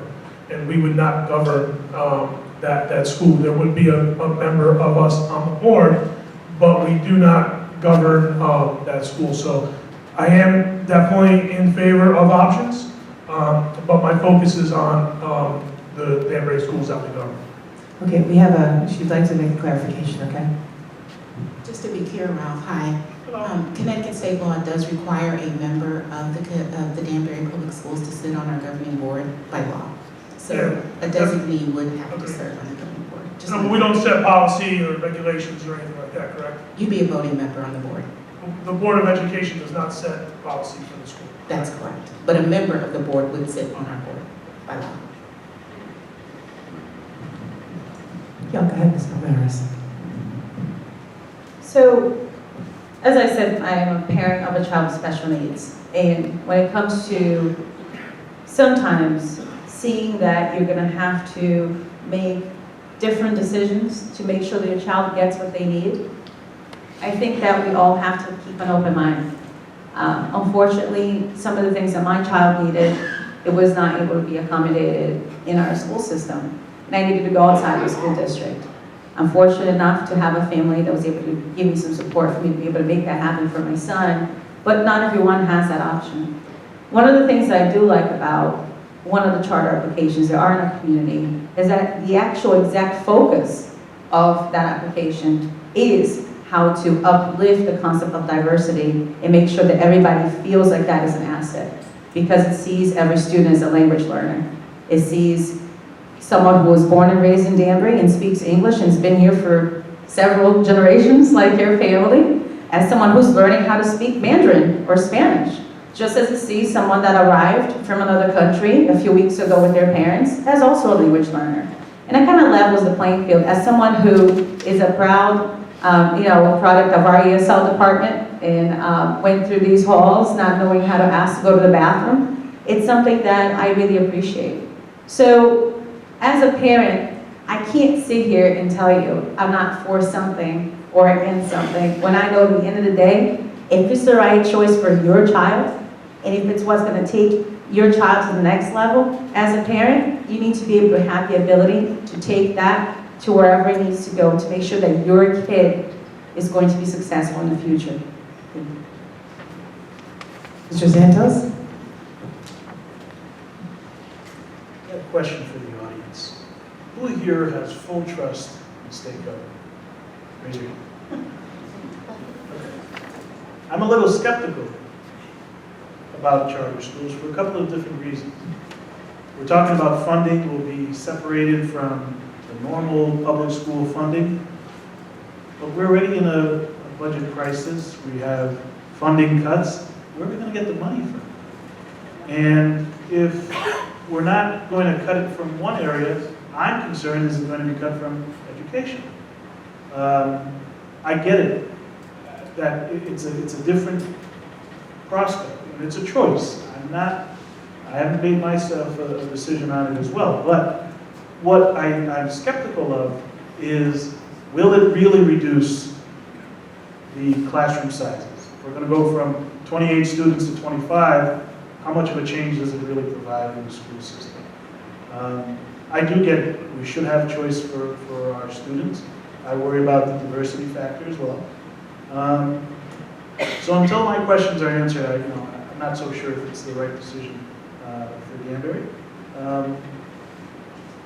But I do see that we have the change throughout the other communities around us, and it's maybe worth looking at. I'm just not sold. Okay, thank you. Ms. Palmares, and then we'll go on to Ms. Scholeski. Sure, I just wanted to just make one point of clarification, because I have looked into this issue quite a bit, is that the funding for charters is allocated. Whether we're okay with it in Danbury or not, or okay with it in New Haven, or okay with it in Bridgeport or not, that funding is allocated and has nothing to do with the funding that we're talking about for public schools. So, and again, as it's been said before, this is more of a way for us to express and be honest with you about how we feel about a personal issue. But the Danbury Board of Education, its #1 concern and mission is to how to improve public schools. And that needs to be our #1 focus. However, we live in a world today where public school, it's not the only choice of the only way that people can get an education. But we are sitting here as we are committed to making sure that our public school system is going to do well and be what it needs to be for our children. Like I said, that's my goal as a parent for my child, because I am a product of Danbury High School. I'm proud of it. I want him to do the same. But sometimes it's going to take different paths for different children to be able to get there. So I advise everyone to look up the information, do their own research, as I did, and build their own information on the issue. But I do believe that, again, the focus of each one of us here remains that our public schools, how to make them better, and how do we keep an open mind to make sure that all children in the system are able to grow. Thank you, Mrs. Scholeski. And then we're going to go on to our next question. I've also done a lot of research on both applicants, both models that have applications to the State Department of Education currently for Danbury. Just a few myth busters. It does not affect local tax dollars. These are state charter schools. The money does come from the state. It is a separate line item on the budget. One has nothing to do with the other. Less accountability, that is also a false statement. They do account to, or they're under the State Department of Education. If a charter school fails, they get shut down. They're also only allowed in the districts with the lowest performance, so only in alliance districts. We are one of the alliance districts, one of the 30 lowest performing districts in the state. And it would address many of our very unique challenges. I think we're in no position to turn down a school if the state is handing them out. And it will just go, that money will go to somebody else. We are the only large city in the state of Connecticut without a charter school. And just to go back to the other funding piece, I will not stop fighting for the fair and equitable school funding formula that is due to our kids, to our Danbury children. I don't want to see the momentum lost after Judge McCoster's ruling last fall. And I will keep making trips to Hartford. I've offered to share, a ride with other parents and provide information if parents would like. Very good, thank you. And our next question. Thank you. Good evening. My name is Joe De Silva. I'm the proud parent of 2 kids at what I think is the best elementary school in the city, Danbury Park Avenue. I'm also a proud graduate of Danbury High School. First, a comment, and I don't want to continue the debate. I don't necessarily need a response. Then I have a question. The comment relates to the last question. If there's state money for schools and the state has money for a school, it should come to Danbury, it should go to the Board of Education, it should result in school. Not $1 should come to any school that's not under your purview as the Board of Education under any circumstance. The state has money for schools. If they have funding in a line item, that line item should go to school funding, it should be under your purview, not an independent body that's not controlled by your Board of Education. That's number one. Now, a question regarding scheduling. Our kids benefit most from consistency. I'm the son, brother, nephew, and cousin of teachers, and they all tell me consistency. Scheduling is a nightmare. If you look through the school system calendar for the year, our kids are in school 5 days a week, full day, like 8 or 9 or 10 weeks in a year. Other school systems in the area have gotten rid of half days. I'm not referring to last Friday. I understand last Friday was a half day because of a holiday. I get that. Other schools have eliminated routine half days. When are we going to get around to doing that? Number one, it's bad for kids, it's bad for working families, and most importantly, we need to get rid of this ridiculous Tuesday early dismissal twice a month. It is absurd. It is taking away from our kids' education. It's inconvenient for working parents, and it is killing attendance in some schools. We need consistency. They need to be in school. When can we get back to a calendar that makes sense? Thank you. Who would like to comment or respond?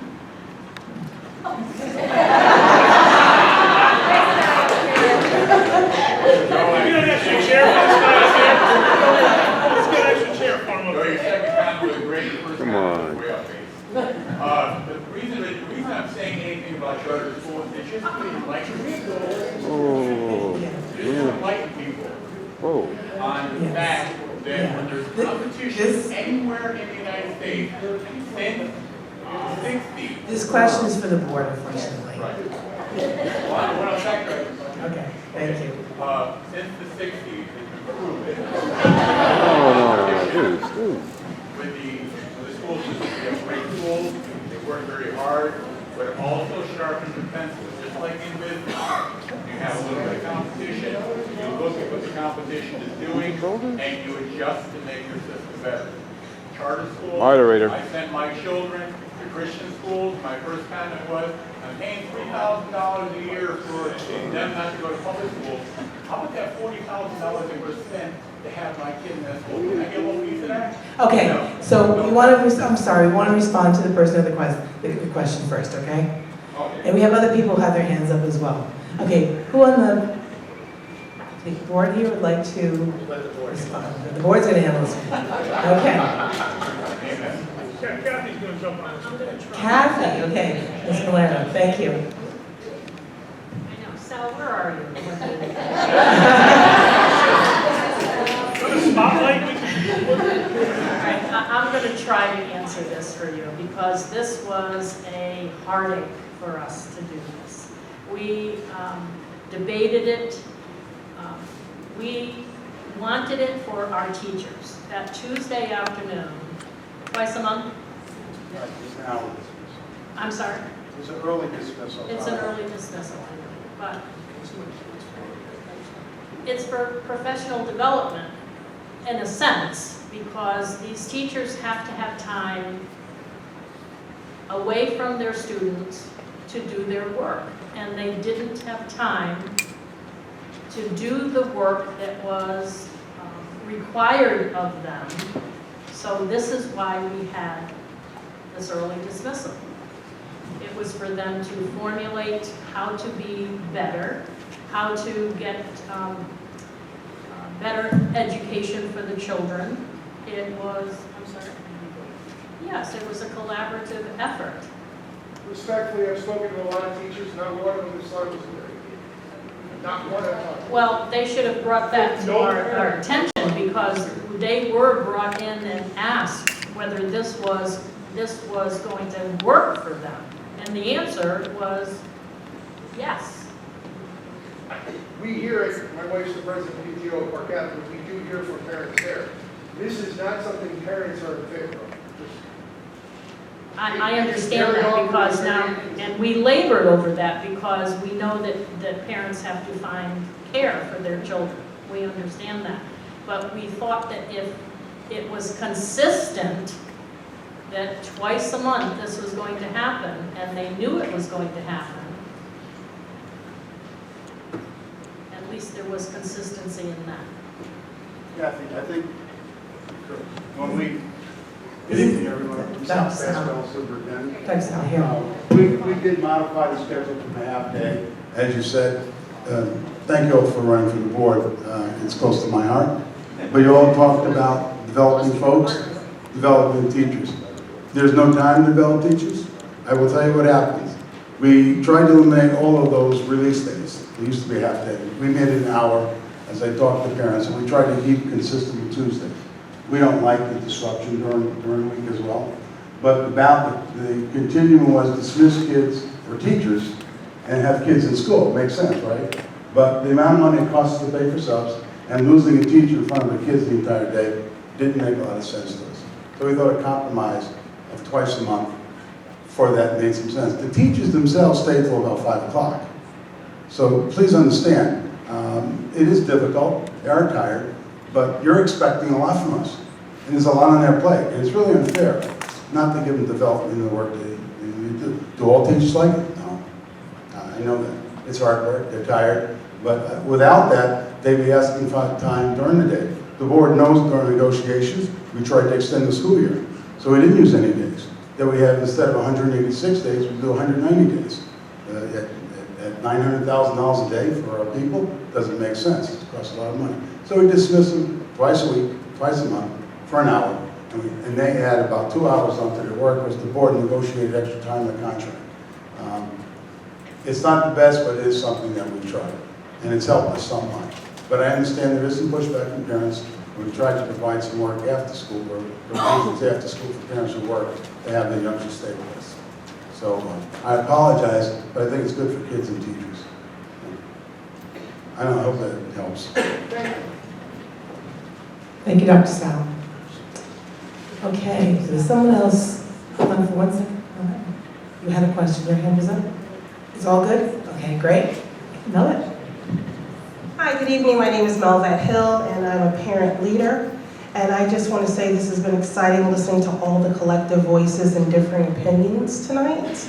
And I think that's what makes a great democracy, that we all have a freedom to choose and a freedom to voice our opinions and our concerns for our children and our families. And so if we were to vote for the people here on this stage, I would inquire, and I think maybe others might want to hear this too, when we're looking at student need for success, all the things they need to be successful in school, if you could only choose one thing as a Board of Education member to advocate for, what would that one thing be? And then I would also ask if we could allow the newer folks on the stage to respond first before our veterans. Okay. Who's going to go first on this one? One thing. Inexperienced folks first, our new folks, our new candidates first. What one thing would you advocate for? Could you repeat the question? I'm gonna make you work for it. I think you work for it. So here's a note.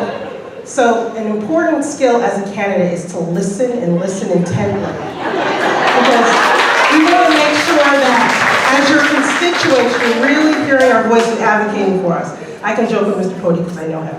So the question... I'll get back to you. So the question was... Okay, yeah. All right. I think I've been patient. So as a Board of Education member, considering all the needs that students have to be successful in school, if you were able to advocate for only one thing for student success, what would that be? It's been echoed up here and it's so clear. It's the teacher-to-student ratio, right? And that's what we're talking about, making sure that we keep our teachers here, making sure we keep the good teachers, and making sure our class size is appropriate for the learning environment in which we want all our students to be in. Sure. Ms. Palmeras? Parent involvement. And I'll tell you why. I think parent involvement is what would drive all these conversations. Parent involvement is what would get people in Hartford advocate for our kids. Parent involvement is going to make sure that we have standing room only in every Board of Ed meeting of individual parents advocating for their individual kids' needs, and collectively, because we have so much input, creating a better platform for all of our children. But we need to make sure that we are connecting better with the families that are part of our school system, and making sure that we bring in the parents, not just as an outside piece, but as a true collaborative partner, shoulder to shoulder with our teachers, continuing the work after school, and really taking on their role as their child's first teacher. It's a partnership. But I think that parent involvement can drive more funding, can drive better curriculum, can resolve more scheduling issues, because the more parents are involved in their children's education, the more with the pulse of the community the board will be, and the better each individual child will feel about themselves in the education they're getting in our schools.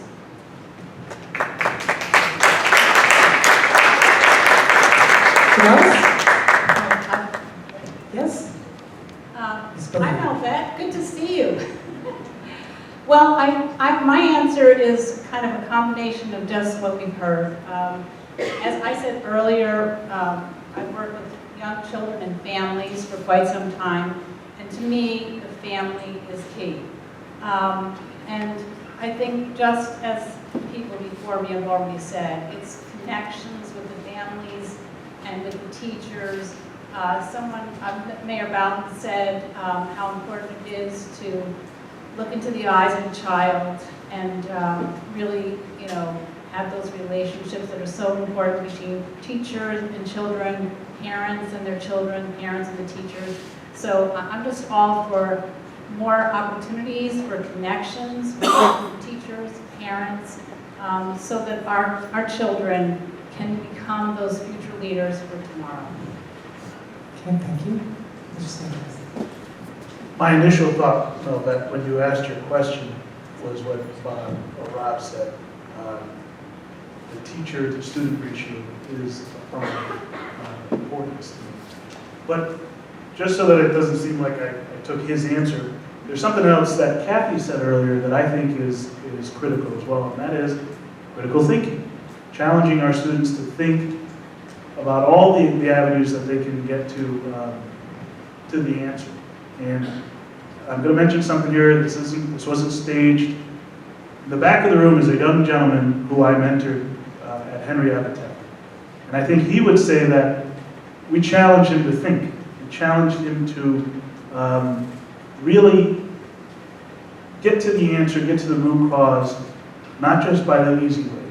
So I think continuing to drive critical thinking in our students is important for the future success of their success and the other. Thanks for your question. That was a great question. Okay, thank you. Mr. Scholeski, did you have something? Yes. I think parental involvement is so important. Research does show that when parents and families are involved, students succeed.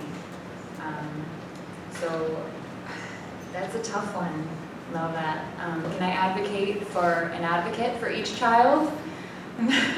Or equal opportunity to learn, you know, considering all of the varying needs of each student. I would advocate for an equal opportunity for them.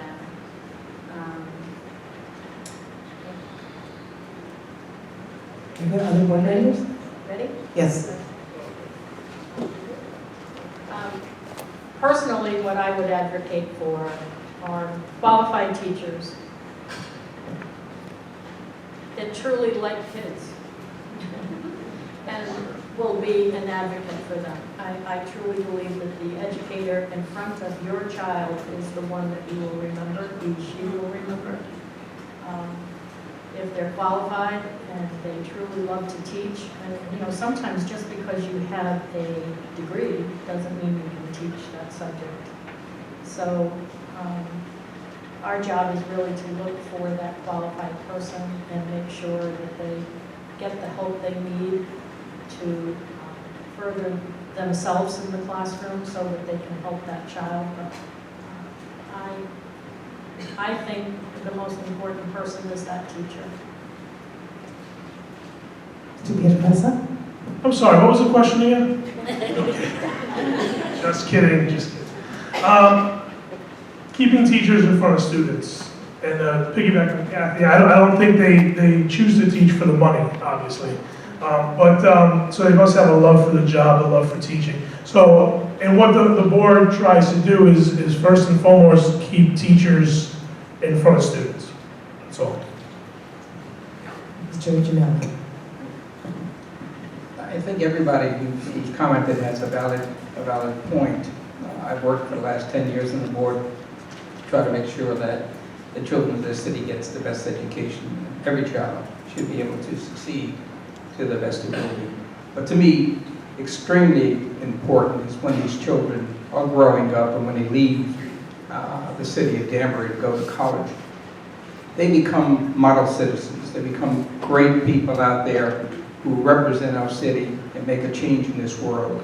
And I think the affection and the relationships you have in this district between the teachers and the students and the incredible need and support for parental involvement helps our children grow so that we can be proud of them outside, in the outside world. That's very important. Regardless whether you have an academic IQ of a high one or low one, it's how you represent yourself in the outside world. We have a program in the schools that says, say hello to something, which is an incredibly important program.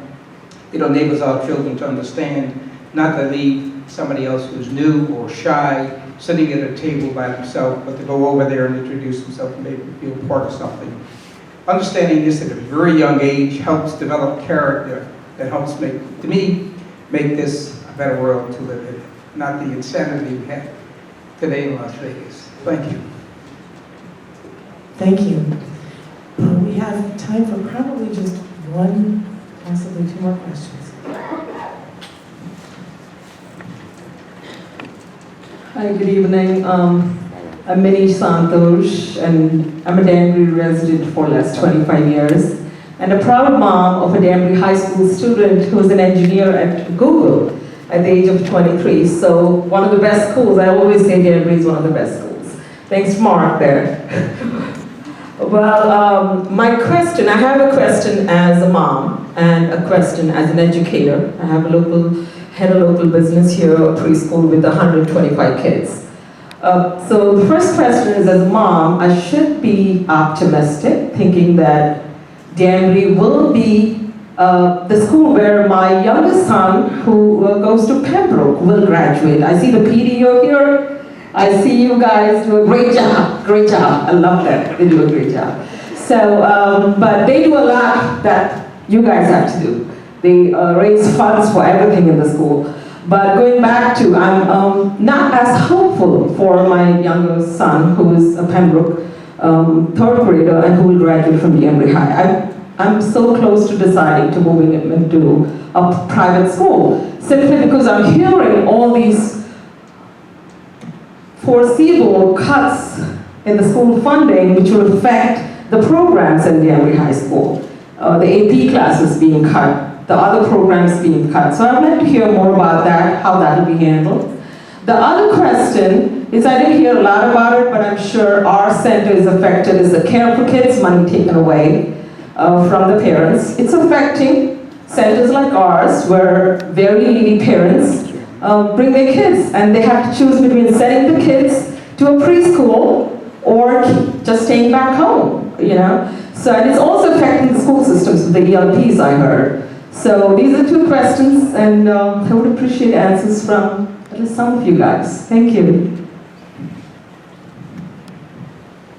Okay, who'd like to respond?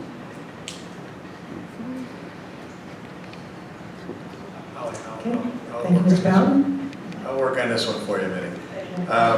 First of all, we want to keep your son in primary schools, my alma mater. It's a great place, great teachers, wonderful building. There's significant challenges that you've heard tonight as it relates to the state budget and the impact that has, and not just Danbury, but across the state of Connecticut. So we're lucky in the sense that we build a budget that we can essentially, this year, absorb whatever is handed to us in the middle of October. Next year's another story. We're going to have to look at that and really figure out how we're going to manage this. The Care for Kids program, by the way, is a state program. We didn't cut that. We didn't know that. So here's just one thing I want to share with the group, and I'm not trying to keep bringing it back to state, but I see opportunity here. You know, we're in such bad shape at the state. There's a fundamental opportunity to redesign state government, to reallocate money. Remember, the judge in the CJEF ruling didn't say you're not spending enough money. He says you're spending it in the wrong places. For example, how does West Hartford get $1.5 million more dollars and other communities not get an increase at all? When West Hartford, on paper, is one of the wealthiest towns in Connecticut. And the theory behind that was every city and town in Connecticut should have 50% of the cost of education paid for by the state of Connecticut. So in Danbury, they only pay about 28% in the state. 82%, 82% of our taxpayers carry the load of our education.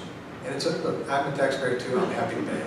It's an investment in our future. I have no problem with that. So we have opportunity at the state level and interjecting our voices, and I'm there all the time. We've actually hired a lobbyist that works closely with our legislative delegation, who have been fantastic about meeting with us and then roping in other legislators and other similarly treated communities like Norwalk and Waterbury and places like that to say, hey, let's have some conversations about what we can do.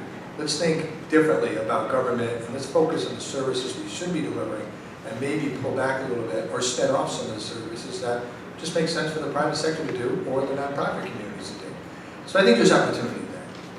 We haven't heard a lot of talk tonight about special ed, and I think there has to be something done with the special ed funding stream. It's a main driver in our budget. It goes up each year significantly. It's one thing I did not agree with the judge in the CJEF ruling in the way he described how we do special ed, but I think there's proposals out there that are interesting and intriguing that we ought to look at.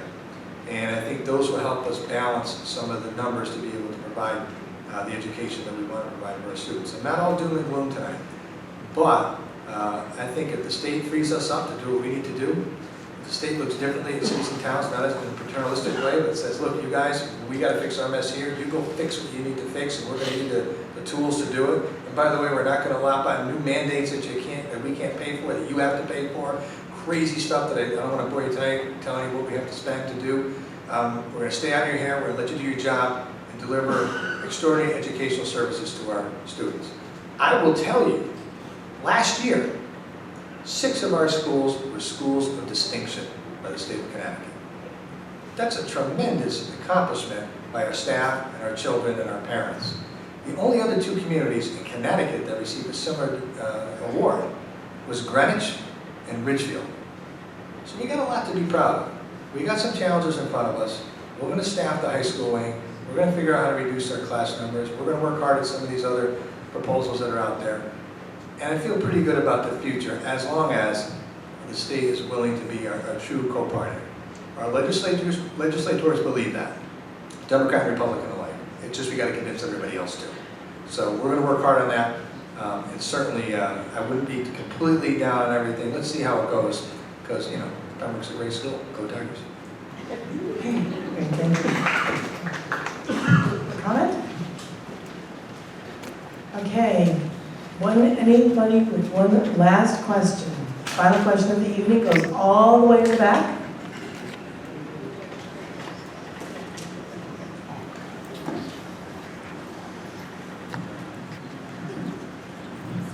Good evening, everybody. My name is Roberto Alves. I wasn't born in Danbury, but I was raised up here since I was 5. Met my wife in school here. She was born and raised in Danbury. And when we had to make a choice of where we want to raise our kids, we chose Danbury. We were looking to move, but we wanted our kids to experience the same things we did because of the school system and its diversity. So that's a little bit about me. I have a comment and then a question. My comment is thank you guys for making me aware of the state's fiscal issues. I wasn't aware until I got here tonight. But, that's a joke. In parallel to that, the city of Danbury hasn't made it easier by cutting the school's funding every year. So that's just my comment. My next question is, I understand that the lobbyist we hired is funded half by the city and the other 50% by the Board of Education's budget, correct? What has the Board of Education gotten from this lobbyist, learned, or should that money been allocated somewhere else? Thank you. Thank you. Okay. Yes? I just want to be clear. We haven't cut the budget every year for our city schools. Every year, we've increased the budget.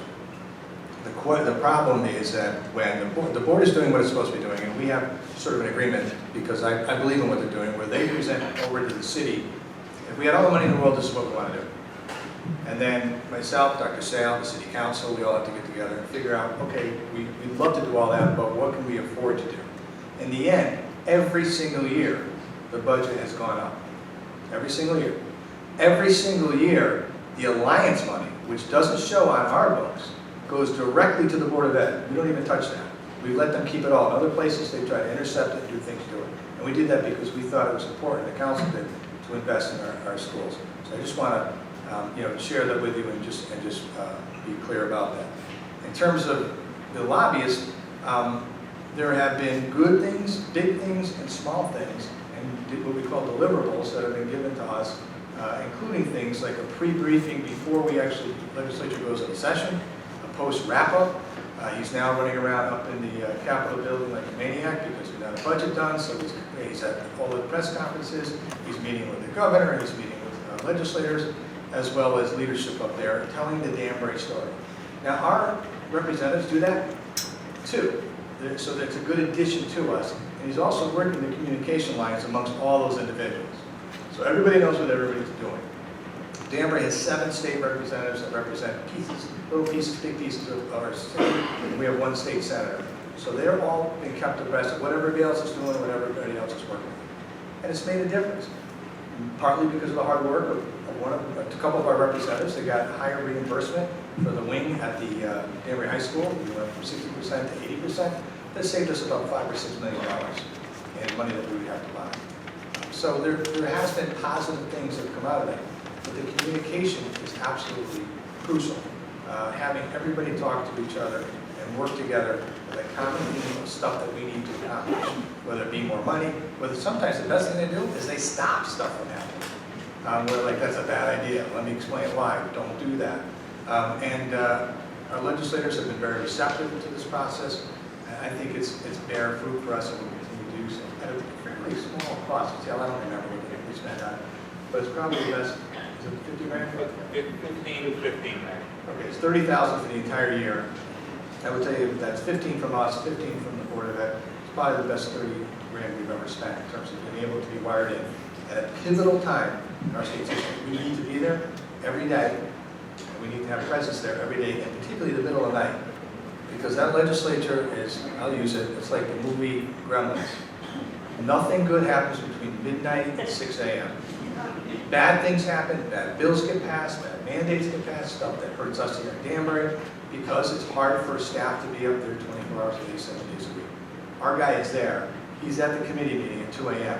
texting me, emailing me, and the rest of the staff, and Dr. Sal, about what's going on and what phone call we have to do first thing in the morning. Thank you. Mr. Almeida. That's a great great description from the mayor, but I still say that that money could be used for other things within our school system. I still have not seen an investment, a return of our investment. And if they're doing such a great job, then why is it not passed around to the community, to the residents, so they know that that they're doing that job? Again, it's my opinion that we have not seen a return on this investment, and I think that the money could be used elsewhere. Thank you. Okay, thank you. Last comments? Yes. Yes, to that point, I would just like to say that in Hartford, unfortunately, the squeaky wheel gets the grease. It's awesome that in our Danbury delegation, we have a member of the Education Committee just recently. It would be helpful if we had a member of the Appropriations Committee in our delegation as well. I feel like we've seen a return investment on the lobbyists. We're one of the only school districts that did not get a cut to the ECS funding, and the reimbursement for the high school as well. And Danbury it's far from Hartford, so there's not a lot of folks that are willing to go up there. The day I testified, it just happened to be within minutes from Dr. Sal's testimony and Joe Martino's testimony, and the media reported that as a lot of people from Danbury today, 3 of us. So, I mean, it really needs to, we need that. We need that voice. Okay, Mr. Genelli? I think to answer the question from the board's point of view is to direct it to Dr. Pasquarello, not to pass the buck, but he's the one and his staff that works with the lobbyists on a day-to-day basis. We don't, report to us. And I think Dr. Sal can give the benefits as Mayor Mark is giving from the city side as to how he feels that has helped him in telling a story up in Hartford. Thank you. Thank you, Rich. You all know Ben Barnes. He's the gentleman that's running a lot of the legislation up in Hartford. It's hard to get in to speak to him. Mark and I and Joe here and everyone else listen to Ryan Bigham, is his name, every night. I'll look down, I'll have text. We make calls in the morning. I'm the co-president of CAUSE, Connecticut Association of Urban Superintendents. Ryan gives me the material, I get it to him, they get it to their folks, and we have another lobbyist go up there and they tell the urban story.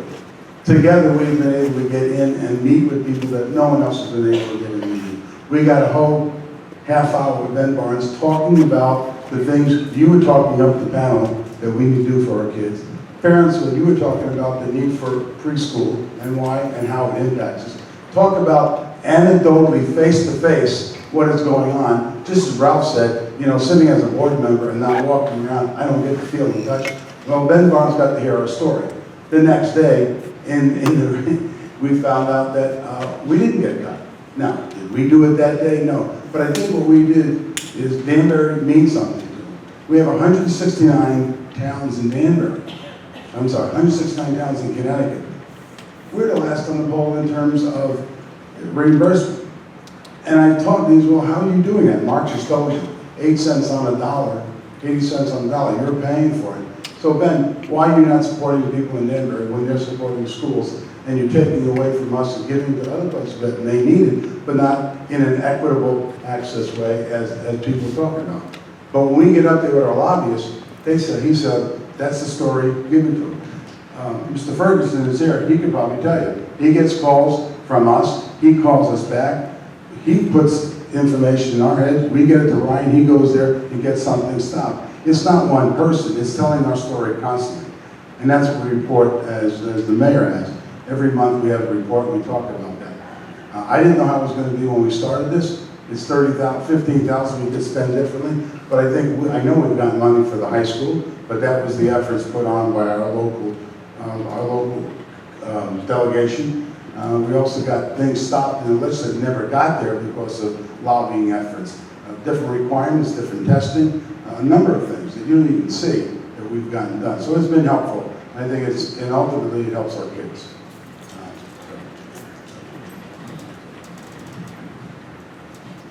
Well, Dr. South, looks like you have the last word here tonight. We want to thank you on behalf of the Citywide PTO. We want to thank all of you for coming out and listening, and we want to definitely give a round of applause for our candidates who are here for us.